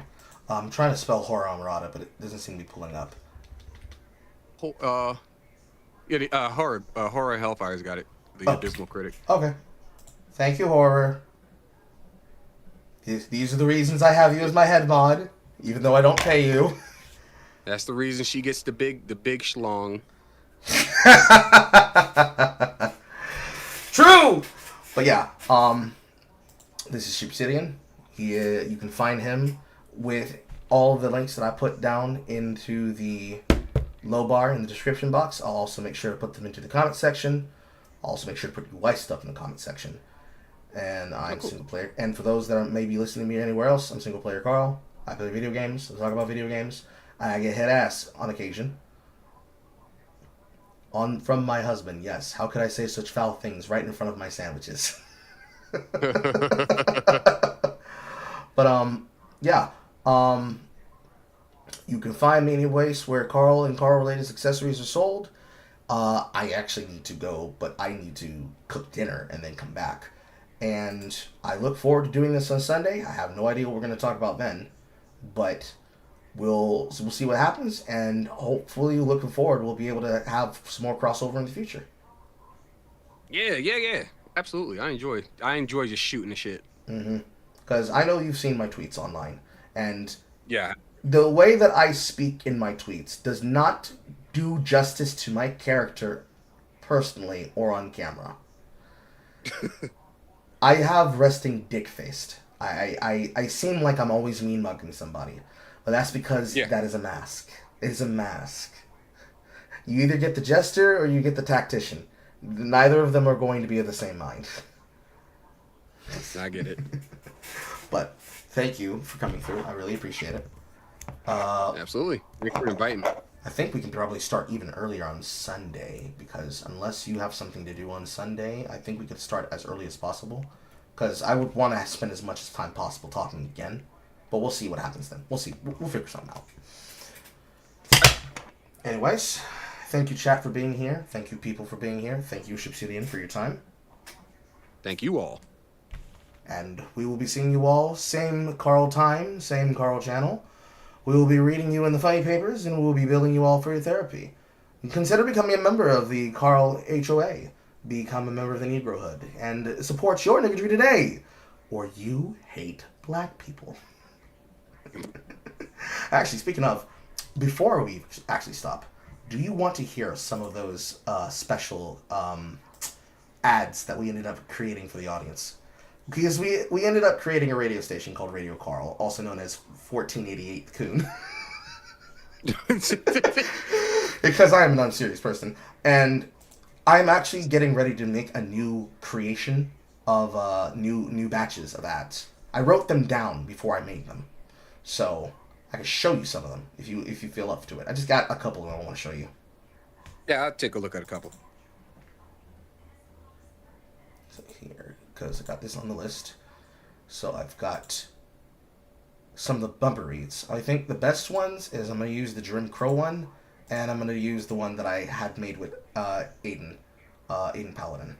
So let me get this open because it's an audio file. I don't know if the audio file will come through, but VLC player, this one, and if you can't hear anything, just let me know. So don't need this one though. This one. Can you hear that? I can hear it. It's kind of low though. I'm turning it up a bit. I'm turning it up a lot. These I did not make these with volume control in mind, so they can go from either being drastically quiet without having jumped up with the audio, or to being blaringly loud. A word from one of our sponsors. I say, are you tired of having a dinner that is lacking flavor and makes your husband look at you funny? Are you looking for some kind of dinner that is able to serve up a good sense of jazz at the table? James with me, James Bartholomew Crow. My friend's called Jim. Yes, his name is Jim Crow. I made his name James Bartholomew Crow. Jim B. Crow. Jim B. Crow. Have our regular spice jambalaya, red beans, and rice. Plus, more flavor than the levies. If you want to be able to jazz up your table, choose Jim Crow's tonight. And then this Jim Crow's tonight. And then this one, this is a whole video, I believe. Are you waking up in the morning exhausted? Hold on. That's not the video output that it's supposed to be using. Show me the full screen video. Because this might be the audio version, but there's a video version. Because this should be the video version. Why is it not playing the video? Are you waking up in the morning exhausted? Seeing the video. This is it's not the visual that's supposed to be playing. I have to get the raw file. 1 second. I don't know why it's doing that. Video assets, Audacity lines, project file, finished lines, this one, and then in here. So where is it? I have to go through this playlist to find it. Are you waking up in the morning? Show me the file source. That's what I need. Show me where you are in the folder. Yes, show containing folder. There we go. I have to open a different window for a different app. Are you waking? And here we go. Okay, you should be able to see that one. And this one is very loud. Are you waking up in the morning exhausted, tired, realizing that you serve zero purpose and should literally kill yourself right now? Do you go to the fridge while doom scrolling on social media, wondering what you're going to do with yourself? Do you feel that there's just something missing in your life to bring the joy and spark that you used to have back when you were younger? Now introducing Smart Brand Sloppy Toppy. Our specially trained service associates specialize in goth girl, alternative rock, dommy mommy, and uwu soft girl, and have been trained in the techniques of Gok Gok 9000, the Salt Shaker Poppy Toppy, and the Gok Gok Gulp Gulp, and will suck you drier than the tunes of Azmakut. Smart Brand Sloppy Toppy. We'll get that nut out of you. This is made better by the fact that Aiden specializes in making data heuristic talking videos that are long form. So it's like, I'm taking your voice and I'm putting this in an ad now. Yeah, that makes sense. I get it. I've listened to a good number of her videos, so yeah, I that makes sense. We have several ones that are like this, but we're making a new batch. So it could even be in the future, you might get called on to be a part of one of those batches. So Shit. yeah, because I'm very serious about that when it comes to creativity shit, because that's also another way that I try to basically get my name out there. So on some of these, we've got things like BBC Migraine Powder, the Ethnic Enrichment Playground, also known as Jim and Toby's, Cringe on Demand, Glockbuster Entertainment, Uncle Tony's Riot Seasoning, Smart Negro brand colonized in the Sheep's dating app, Immemorial Malt Liquor, PointDexter.com, a ad for a black Romeo and Juliet known as Tyrone and Jusica, HotKnots.com for the furries, and my Smart Negro brand Toppy to Go, where if you want a booty call, you just top it off and you're ready to go. You go to her place, you pop out the spot, and you're like a brand new man. And my personal favorite, the Methodist Church of BBC and Chicken Wings. I'm for that. I'm for that church too. Methodology, BBC Church for was it the church Methodologist Church for BBC and Chicken Wings? I like that one too. Like, I had to choose between Methodist, Baptist, and AMC, and I'm like, you know what? There's probably a lot more Methodists than there are people that are Baptists or come from an AMC church. But it's basically a black church that specializes as a barbecue spot that also is full of big black men serving big black meat, and white women that come through because they want chicken wings. No, that makes sense. Yeah, but that is the shit that I get down to. So if people are into that kind of shit, by all means, feel free to become a part of my community. You never know what you can expect when you open up a single player Carl stream, truthfully. All right. I've held you up for long enough. I free you. I send you to the public. I free you to your wife. Thank you. You're welcome. I appreciate it, NASA. I'll get going now. All right. Goodbye, everybody. I will see you all in like 3 to 5 minutes when I finish with dinner. Later, guys. Appreciate it.